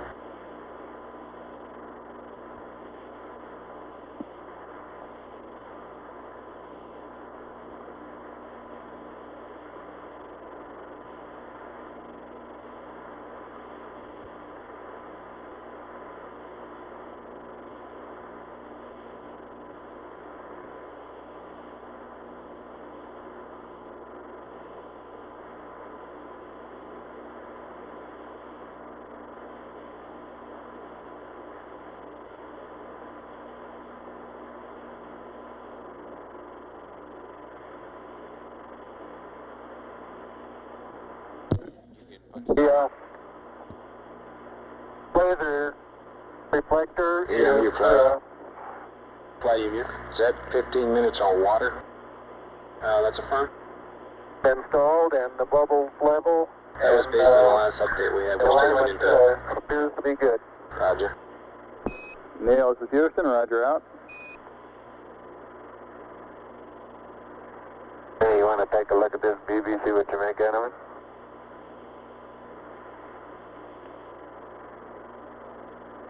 I found it pretty hard to get perfectly level too. That baby likes the outside. It won't go on the Experiments, inside. Flight experiments. I think I drowned him out. I think he just said it stays on the outside. The cup is convex now instead of concave. I think you're right. I believe it is. Houston, I don't think there's any hope of using this leveling device to come up with an accurate level. It looks to me as though the cup here that the BB is in is now convex instead of concave, over. Let's have him not to fight it too long a flight. Let's press on. Forget it. Roger 11, press on. If you think it looks level by eyeball, go ahead. Okay.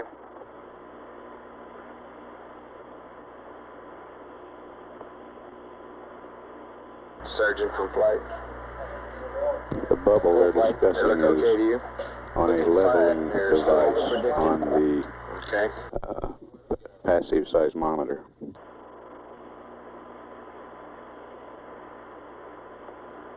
Our rates are still down at a comfortable level.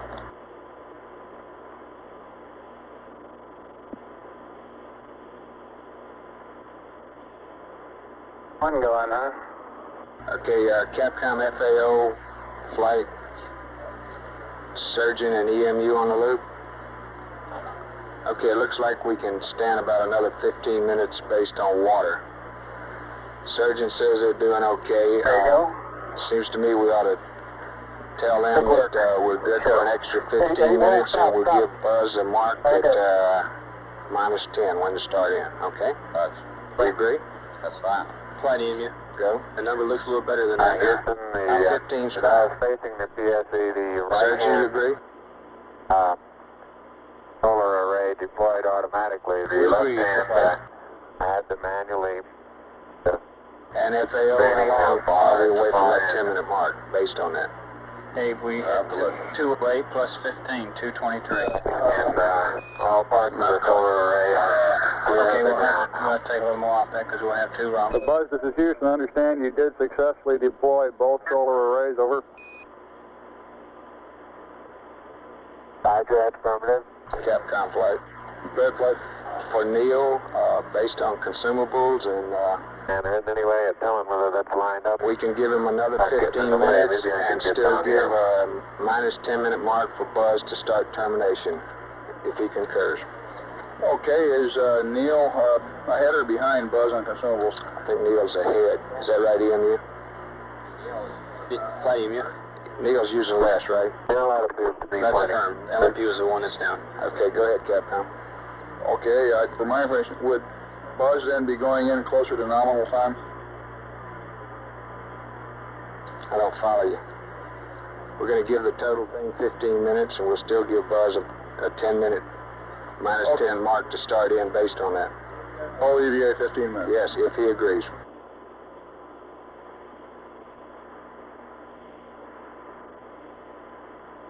Neil, this is Houston, over. Houston, over. Hey, go ahead, Houston. All right, we've been looking at your consumables, and you're in good shape. Subject to your concurrence, we'd like to extend the duration of the EVA 15 minutes from nominal. We will still give Buzz a hack at 10 minutes prior for heading in. Your current elapsed time is 2 plus 12, over. And that means Buzz would have to start back in at about Okay, that sounds fine. Roger out. flight experiments. While we're out there with the camera, we'd have time to get a picture of the bubble. Is he still there? Roger, you're still in the vicinity. I haven't seen him come back from the side of the TV yet. You can try it if he hadn't left it. Who's got the camera, boys? 2:12 is the time expended on the PLSS. This is Houston. If you're still in the vicinity of the PSE, could you get a photograph of the ball level? Over. I'll do that, but Right, we'll get a photograph of that. Houston, what time would you estimate we could allow for the documented sample? Over. Stand by. FAO. Approximately 10 minutes. Pardon? Approximately 10. Approximately 10, Capcom. Capcom. oh, Approximately 10. Say again, sir. Approximately 10 minutes. I believe the ball is right in the middle now. Wonderful. Take a picture before it moves. You only pass.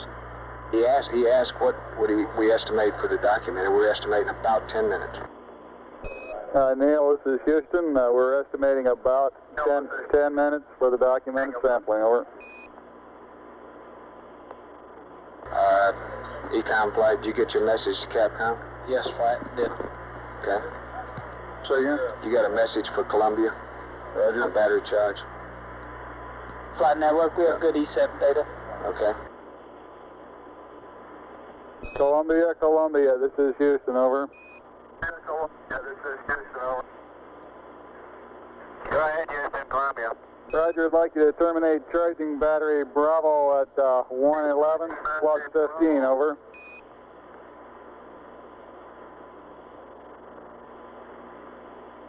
How about right now? Roger.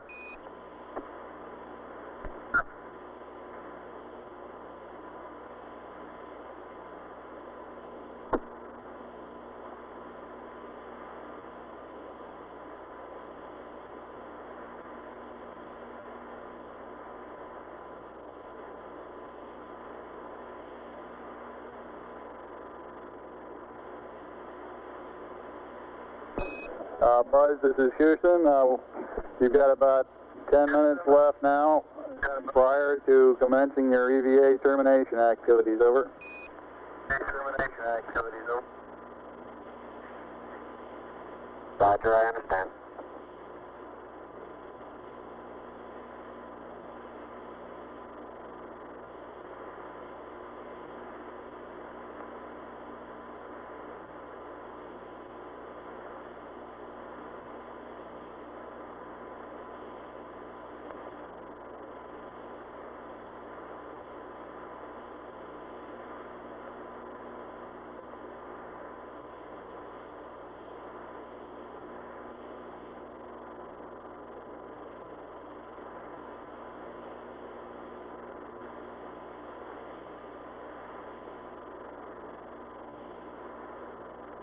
Flight experiments. Go ahead. Roger, we've uncaged. Working well. Say a lot of short period seismic activity. Short period Z. You want to pass it up? Yeah, you can tell them we're seeing some info on that. Tranquility Base, this is Houston. The passive seismic experiment has been uncaged, and we're observing short period oscillations in it. Over.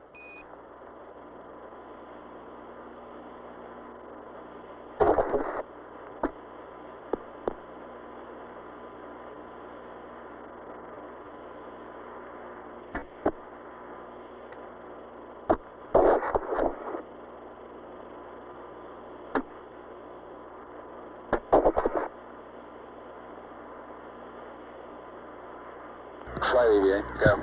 Neil Armstrong is on the surface now about an hour and 50 Okay, minutes. so we got to start him in now. He's got 9 minutes.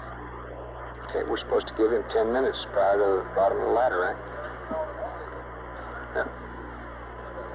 Hey, we gave him a 10-minute. Great. Yeah, but he can utilize that 10 minutes as long as it's at the bottom of the ladder. Yeah, he understands that, right? Okay, yeah, sure.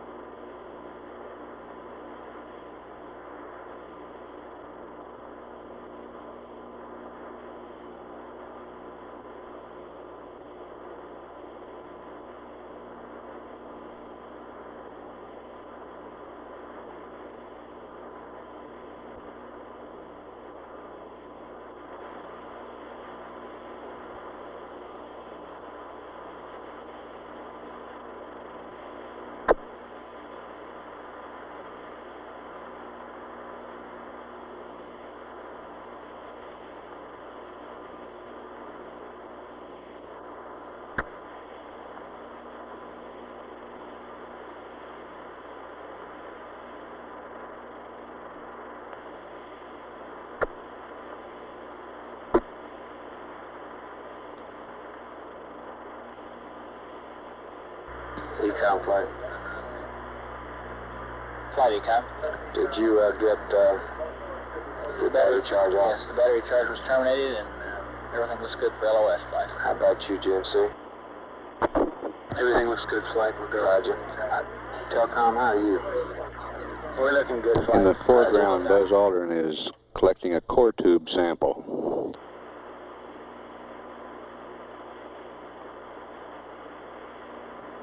I hope you're watching how hard I have to hit this into the ground to the tune of about 5 inches, Houston. Roger.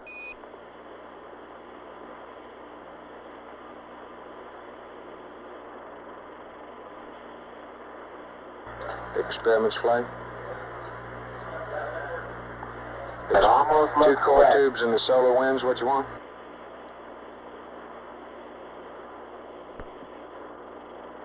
Experiments.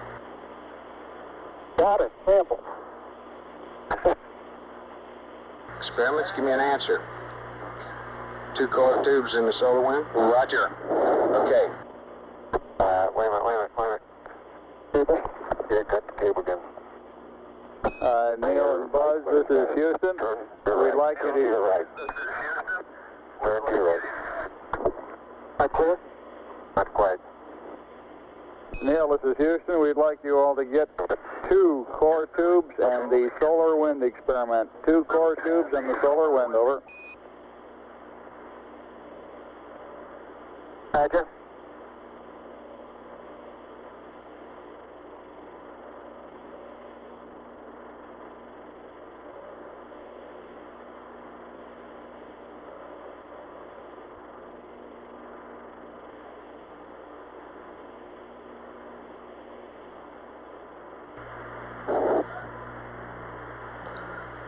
The core tubes provide material. Experiments. Go. We have seen the core samples as he was taking those on the seismic data. If possible, sometime in the next couple minutes before he comes in, if he can get a little jump, which he was planning on doing at one time as he left the PSC, we'd like to have it. A jump. Roger. Let's let him get through with what he's trying to do.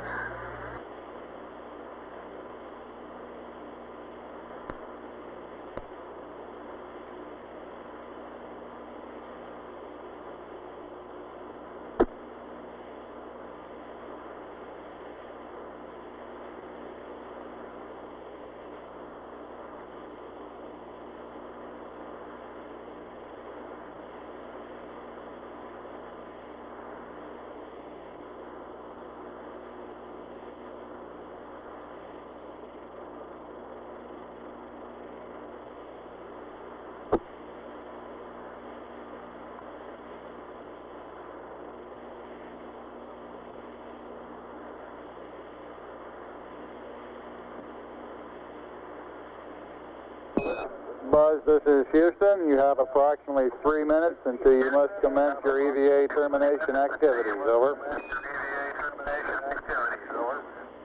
Roger, understand.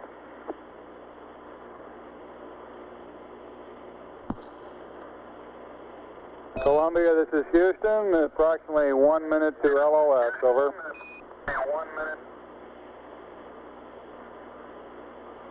Columbia, Roger. And do you plan on commencing your sleep on the backside this pass? If so, we'll disable uplink to you while we're talking to the LEM, over. Capcom flight. Good flight. After we get this core tubes and the solar wind, if we can get anything else into that box within the time. Houston, were you able to record in a documentary way where the 2 core tube samples were taken? Do we experiments? Negative. Tell them what I said, Capcom. Yes, we want to. I didn't get a stereo pair of those tubes, but they're right in the vicinity of the solar wind. You said anything else they can get in the box? That's right. Neil, this is Houston. After you've got the core tubes and the solar wind, anything else that you can throw into the box would be acceptable. Columbia. I do.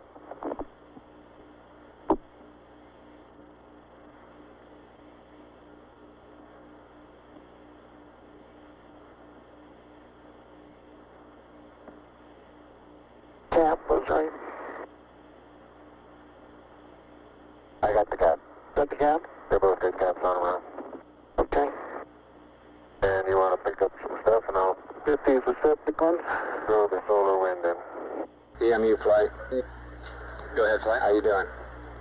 We're real fine, flight. You know, we had a little extra lifetime there. Okay, Sergeant Flight, how are you? Doing fine, flight. Roger. Buzz Aldrin retrieving the solar wind experiment.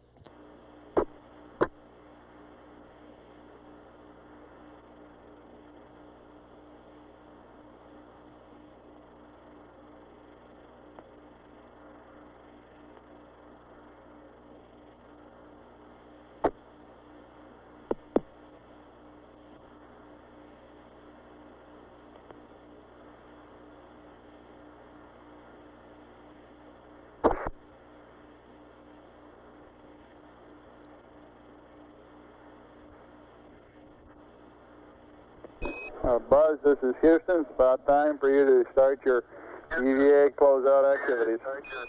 Capcom flight. Go ahead, flight. Who gets the film? Roger. Buzz or Neil? On the close-up camera? Roger, I'm looking They've now. been on their life support system. On their life support systems, 2 hours and 25 minutes. How about film magazine?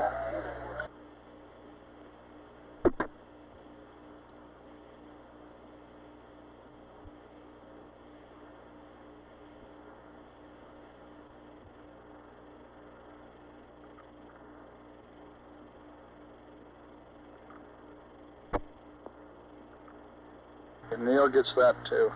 So he gets the stereo cassette and the film magazine? Roger. Well, like the ZVA, the LMP is supposed to help him get that cassette and put it in his pocket for him so he doesn't have to fumble with it trying to get it in his pocket. Okay, where's the LMP? I think the LMP's at the Mesa.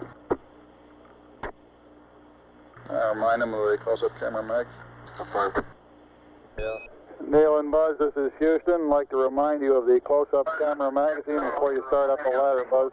Camera magazine before you start up the... Okay. Got that over with you, Neil? Now that close-up camera's underneath the Mesa, I'll have to pick it up with the tongue. And I'm picking up several pieces of really vesicular rock out here now.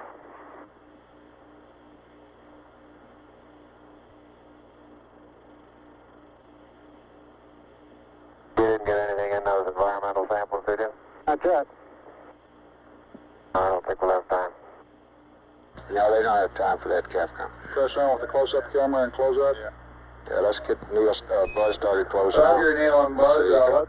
Let's press on with getting the close-up camera magazine and closing out of the sample return container. You're running a little low on time. Roger.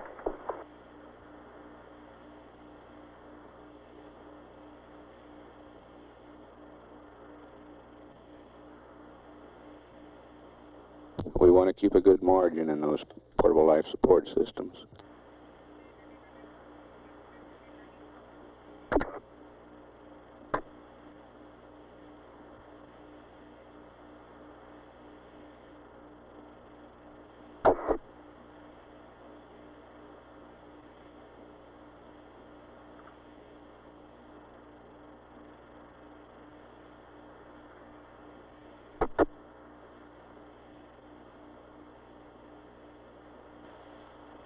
Okay, can you quickly stick this in my pocket, Neil, and I'll head on up the ladder. Capcom flight.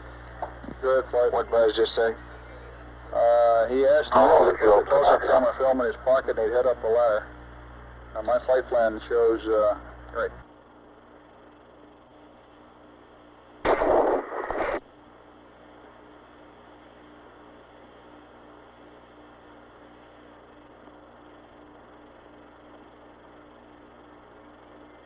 Around there, fella. Just hold it. Okay, Joe. Okay, let the pocket go. Popcorn. Got it. Okay. Adios, amigos. Hey. Anything more before I head on up? Could we get the ladder? One jump, please. Up the ladder, Capcom. Negative. Head on up the ladder, Buzz. Head on up. Buzz.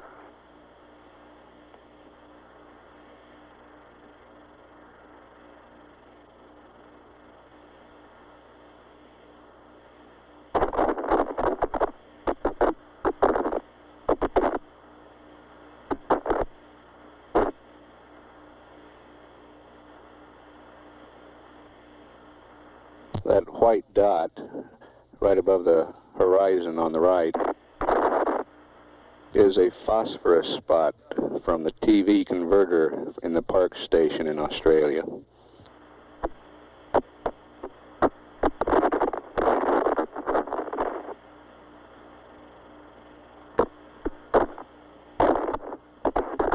EMU flight. Go ahead. Okay.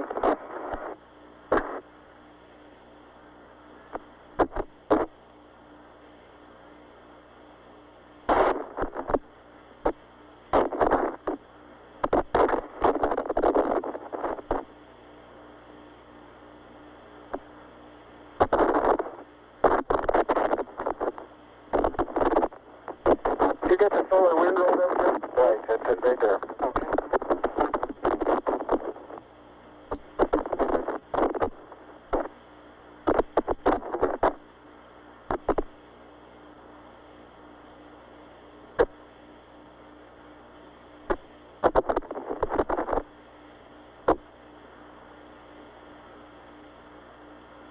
I think you can reach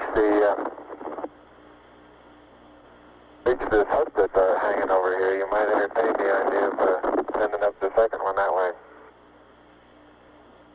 Okay.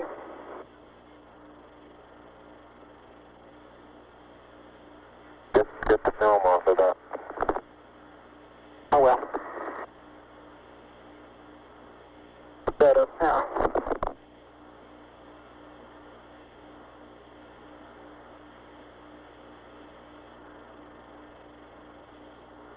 Okay, I'm heading on in.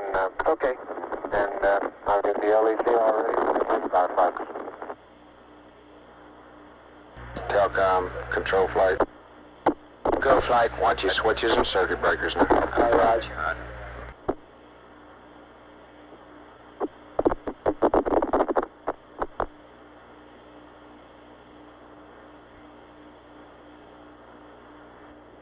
Neil's been on the surface a few minutes longer than 2 hours.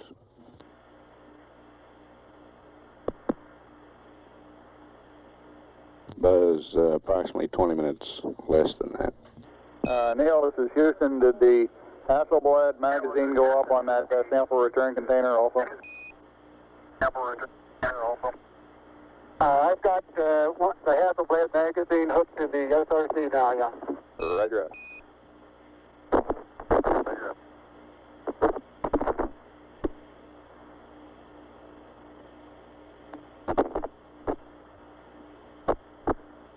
Flight, we're right on it now, the ZVA. Say again? We're right on the timeline with that plus 15.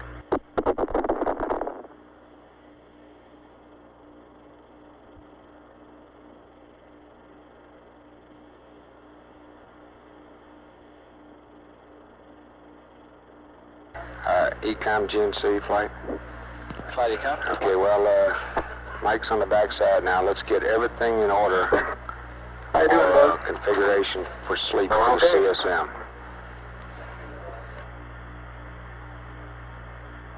Roger, flight.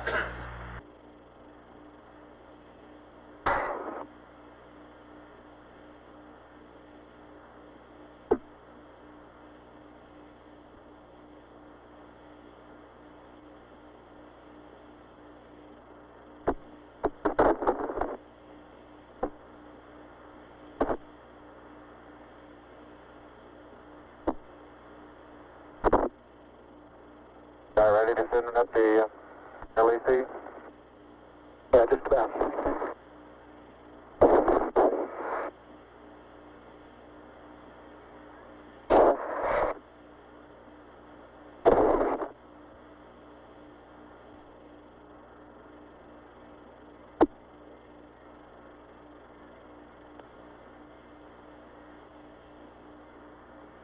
see.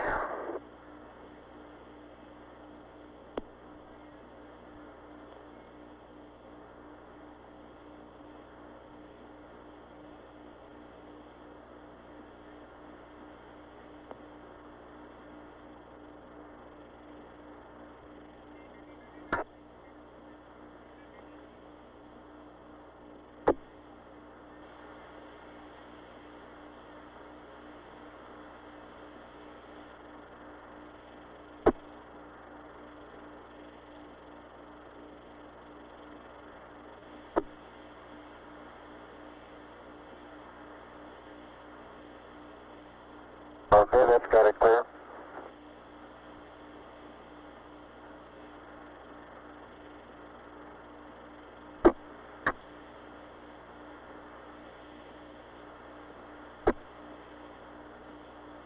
Transferring the sample containers into the LIM cabin now. Uh-oh. Camera came off. I mean, the film pack came off.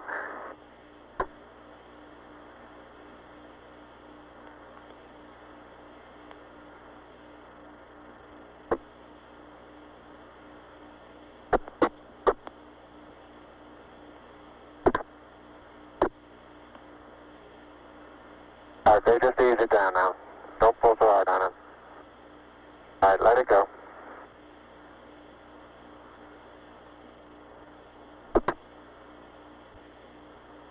Flight surgeon. Go, surgeon.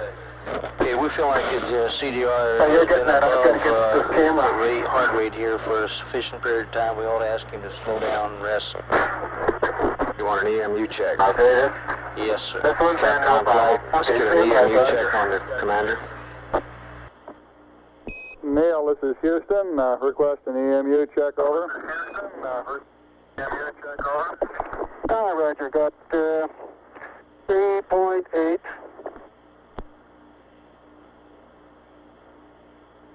And I got 54 on the O2 and no flags. And my flow is in. Flight experiments. Go. Lick observatory, dig, get a return on the laser. Roger.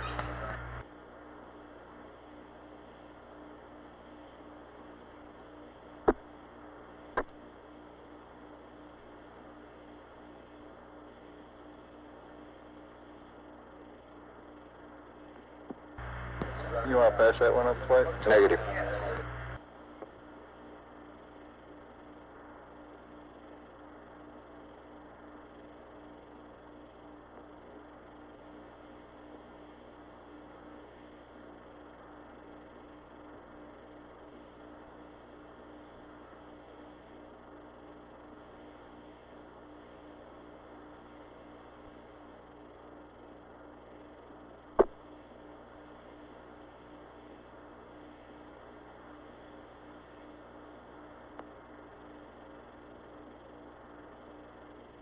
The Lick Observatory in California reports a Campground flight. return on the laser. Good, Flight. No response necessary, but we're in good shape on consumables on CDR. Roger, how about buzz? Same story. Neil and Buzz, for your information, your consumables remain in good shape. Out. In good shape. Roger. That's coming, Neil. Okay, I've got one side hooked up for the second box, and I got the film pack on. Okay, good.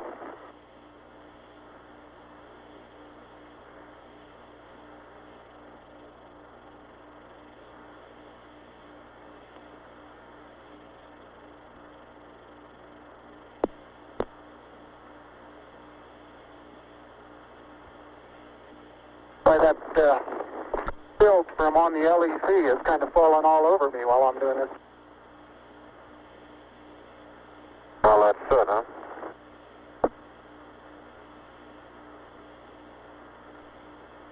It looks like down here.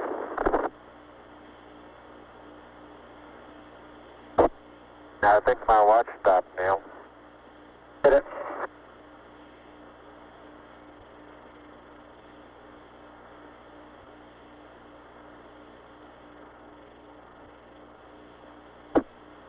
Flight EVA. Go. We haven't heard anything about Buzz doing anything about that sequence camera up in the spacecraft. I don't know whether it's worth mentioning or not, but it might be. He needs to put a new mag on and get some pictures of the LEC operation. I don't know if he is or not. Okay, if you can just kind of hold it, but I think I can do the pulling. Okay. Stand by a minute. Let me move back.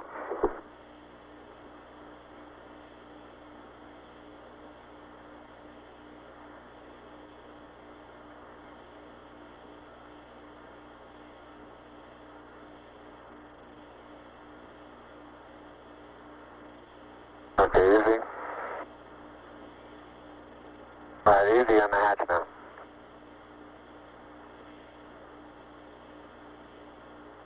Okay, I'll get it the rest of the way. Flight surgeon, you I'll should give it to you to, say again? Oh, hey, You just a should second. still continue to take it easy. Have a little more. This is the hardest part. I know it.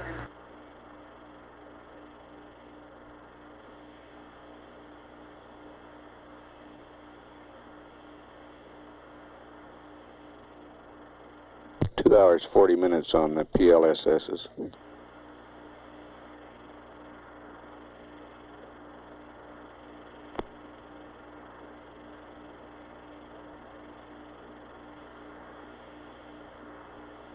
Buzz?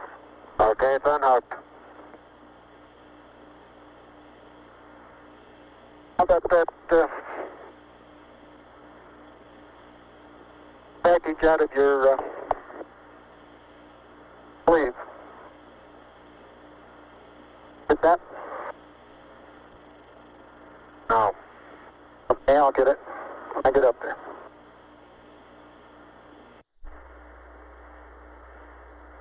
Got it now? Yes, sir.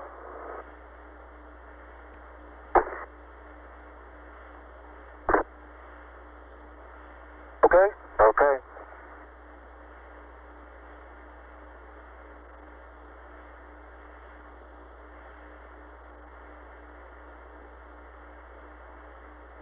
Flight EVA, if they drop that mag, they ought to get it. Did they get that mag, Capcom? Neil, this is Houston. Did you get the Hasselblad magazine? Yes, I did. Thank And you. we got about, I'd say 20 pounds of carefully selected, if not documented, samples. Houston, roger. Well done. Out. In the second box.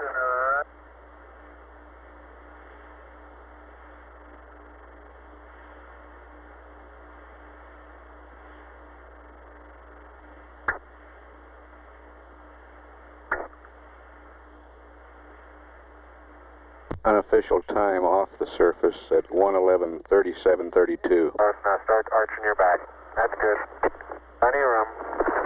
Plenty of room. All right, arch your back a little, your head's up again. Out, off, roll right just a little bit. Okay, now. And in good shape. Thank you. Telcom flight. I'm bumping now. Now you're clear. You're rubbing up against me a little bit. Okay. Turn. All right, that's right. Turn to the left. Telcom flight. No flight. What's your channel, please? Channel 32. Now move your foot and I'll get the hatch.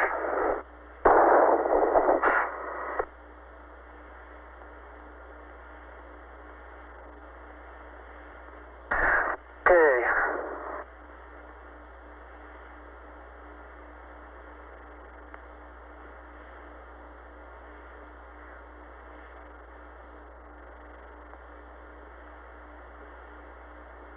Okay, the hatch is closed and latched.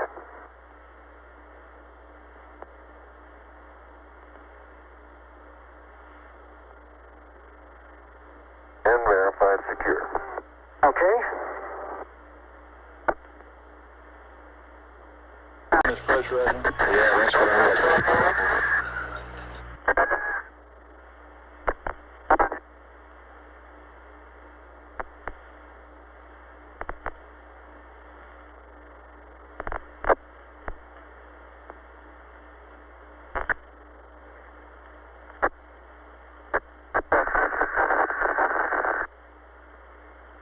Repress open flight. Cabin coming up.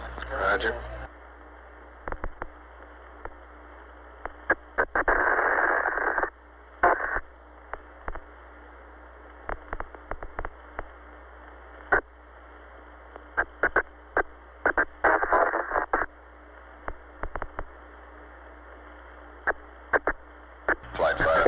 pressure coming up Real quick, about Cliff, 2.7, MPAD would like 8, us to have 9 us now. support one more sighting if it's all right with you. We Up to haven't 3 seen now. it 3 times. That's affirmative flight. That's why they'd like to try this one last one. What new data do we have? Oh, just MPAD science. Well, do we have a new set of coordinates? Yes. 4 And what we'd like to PSI. do is uplink a statement to the Columbia as soon as he pokes around the hill and reading this data. Just let him try one more time. Hey, you're supposed to be getting some sleep in here somewhere. No, not yet, Capcom. FAO flight. Go flight. Check your flight plan for Columbia from this point on, will you? They show the cabin at 4.8 Our now. flight plan for at this point on, Columbia goes to sleep the same time the limb guys do. That's what I thought. That's right. Flight telecom cabin pressure is up. Roger. We're running about an hour later than this flight Roger. plan. Okay, FIDO flight, get all your data together. We'll try it one more time. Roger, thank you, flight. FAO, will you get the information together? Roger, flight. GNC flight? Flight GNC. We okay on consumables or on propellant? That's affirmative, flight. Okay.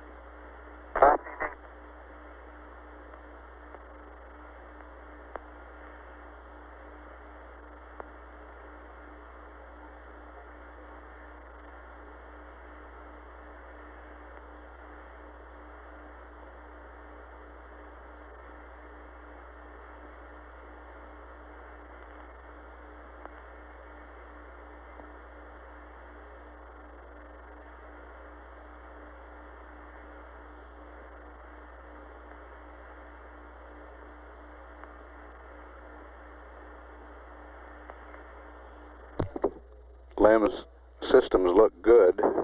Crewmen should now be transferring back to Tranquility Base's environmental control system, and later we'll switch to the vehicle's communication system. We estimate it'll be another 10 to 15 minutes before they're on the LEM communication system.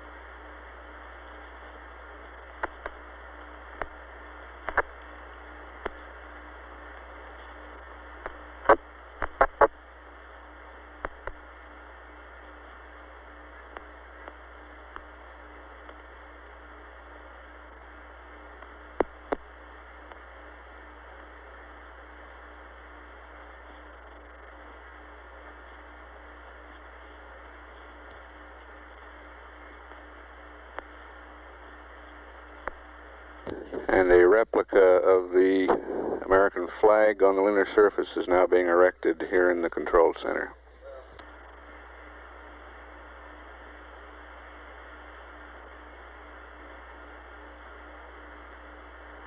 And a replica of the plaque on Tranquility Base has been hung on the wall.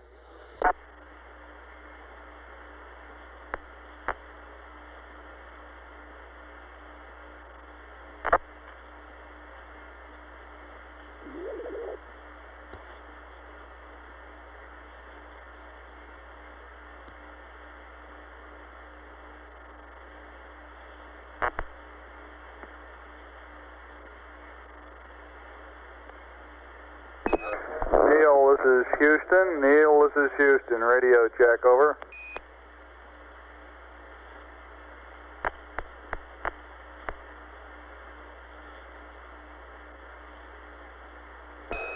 Buzz, buzz. This is Houston. Radio check, over.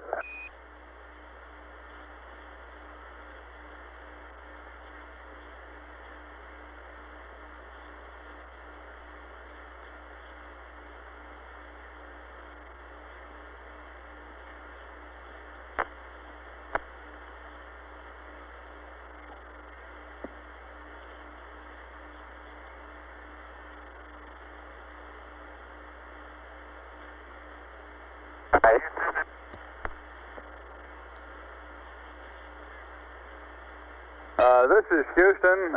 I copy a transmission calling Houston. All else was broken up, over.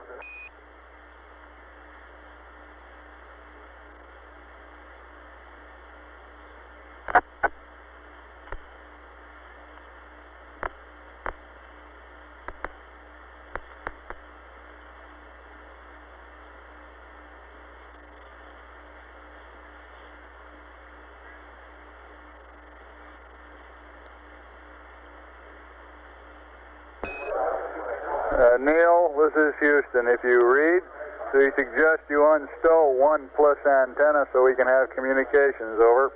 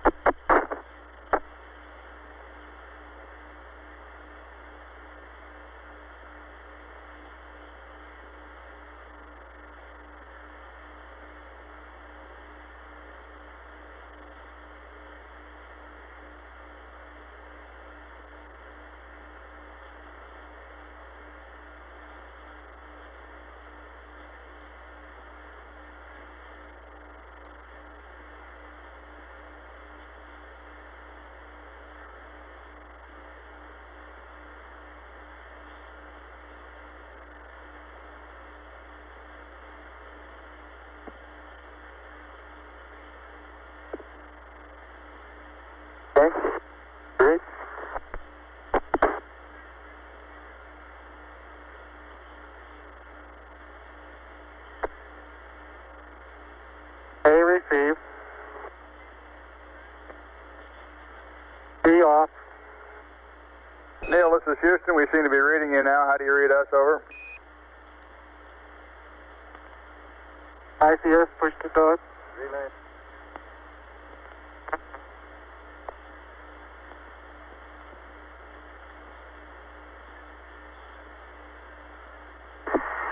Houston, it's Tranquility. How do you read?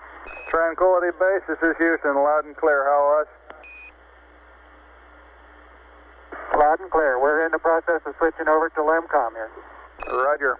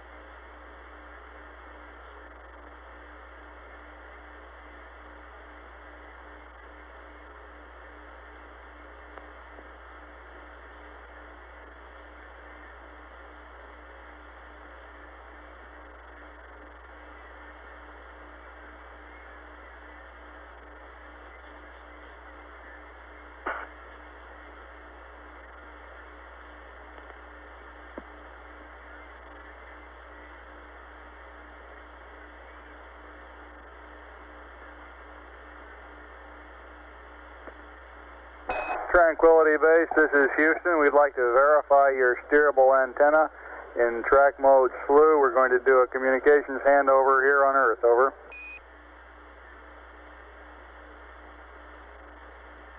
Roger, that's affirmative. We're in track mode slew. Roger out.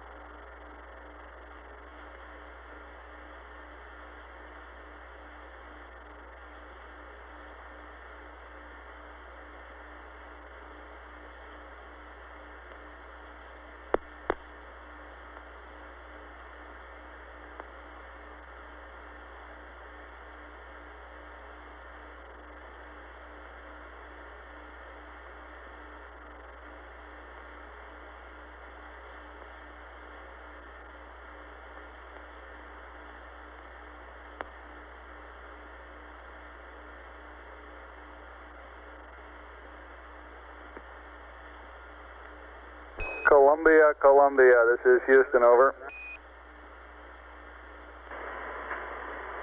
Roger, Columbia on C Charlie, how do you read? Roger, Columbia, this is Houston, reading you loud and clear on Omni Charlie. The crew of Tranquility Base is back inside their base, repressurized. They're in the process of doffing the plusses. Everything went beautifully, over. Hallelujah. And we'd like to get Pooh and accept from you. We have a state vector uplink, and after that, we'd like you to realign your platform to the new refs mat that we sent up a rev or two ago, over.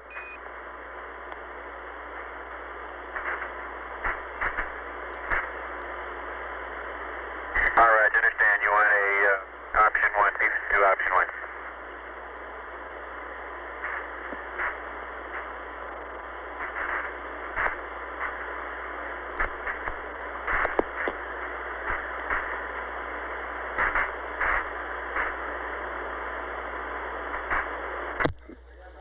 This is Apollo Control. Dr. Charles Berry reports the heart rates during this EVA period ranged from a low of 90 for both crewmen to a high of about 125 for Buzz Aldrin at peak periods, and a high of 160 for Neil Armstrong at peak periods. That top reading coming during the time he was transferring the rock boxes into the LEM.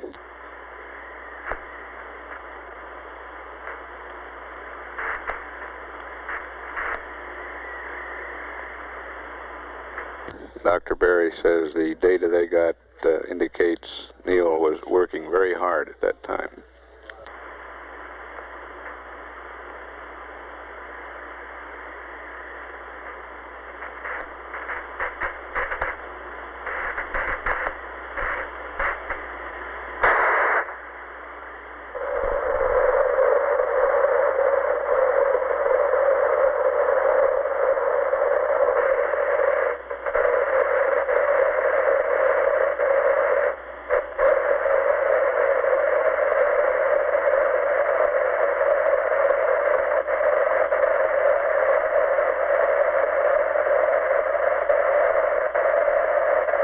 Columbia, this is Houston. We're going to uplink you a new state vector, and then we'll send the ref mat up again because sending the state vector up will wipe out the one that you have on board, and then you can do a P-52 option 1, over.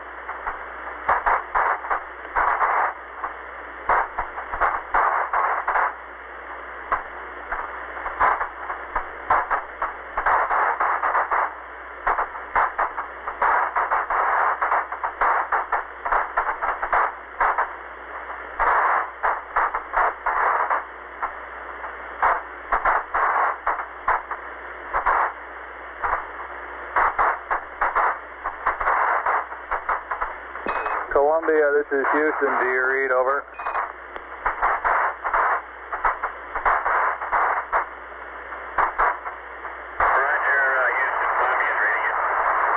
Okay, Columbia, we've completed the uplink. The computer is yours. You can go to block. However, we'd like you to hold off on the P-52 option 1 align until after you pass landing site 2.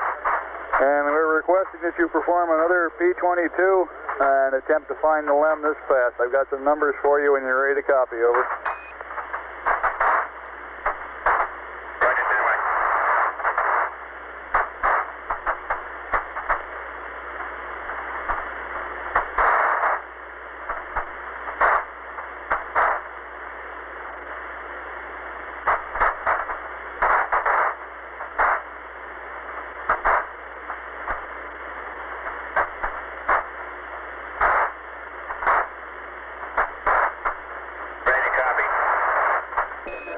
Roger, Columbia, P-22. Landmark ID is lunar module.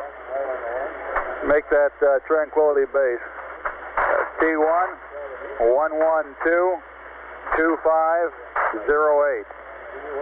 T2 112 3017. 4 nautical miles south. Time of closest approach 112 3152. Shaft 357.051.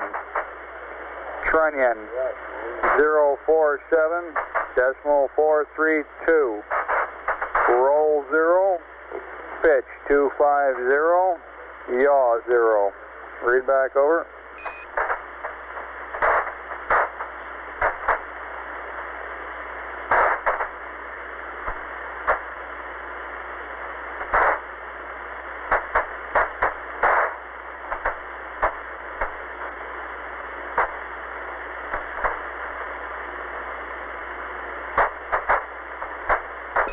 Columbia, this is Houston.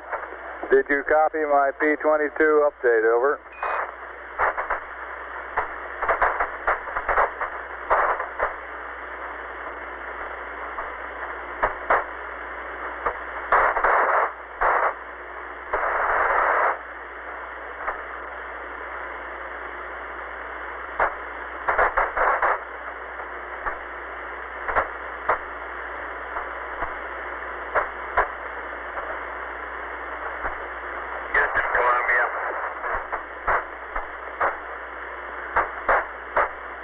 Columbia, this is Houston.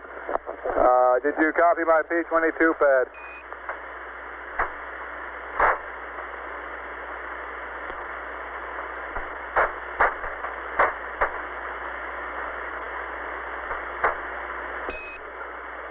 Columbia, this is Houston. Do you copy my pad? Over. Negative, Bruce. Just give me the latitude, longitude over 2, altitude, and the grid squares. Never mind the other, you're broken up. Stand by.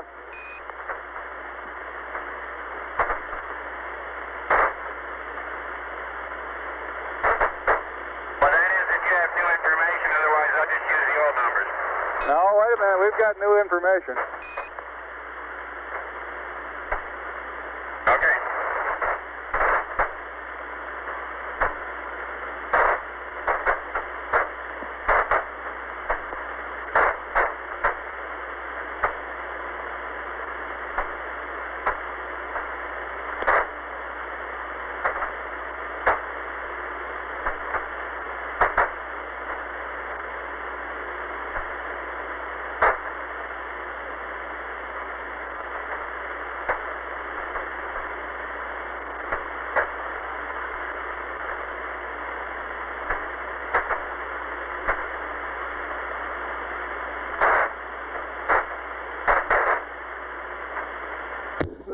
This is Apollo Control at 112 hours 19 minutes.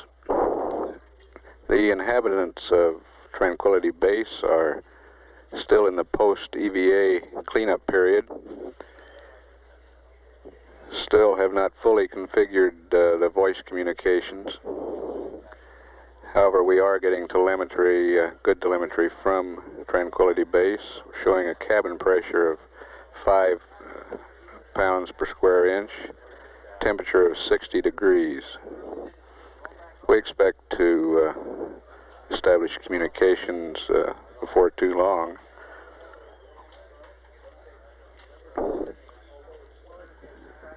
During this period, the crew is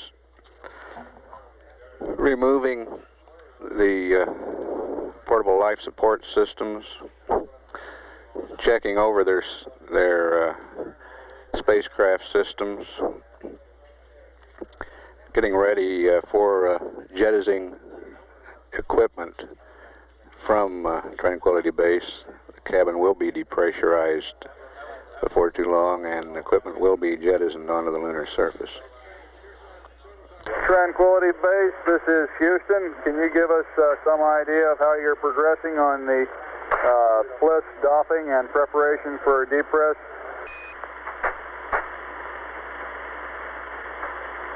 Roger, Houston, Tranquility Base. We're in the process of using up what film we have, and I'm just getting ready to change the primary ECS canister. Over.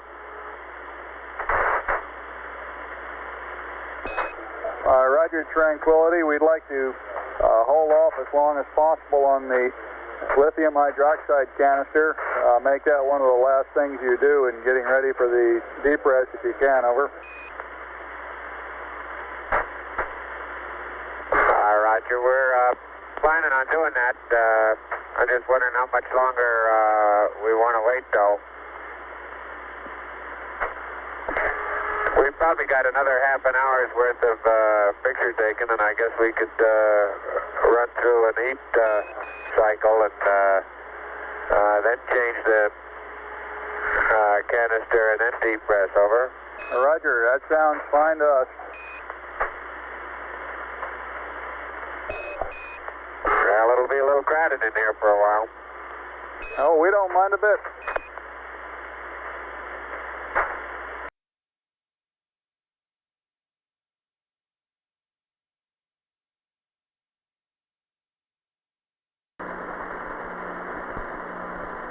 There went something.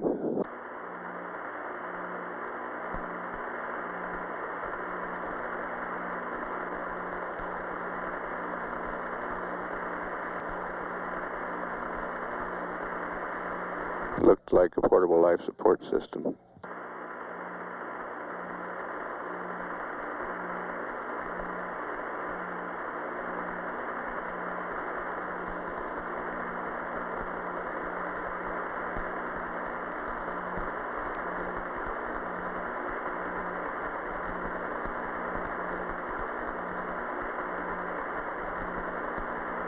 There comes the other bliss.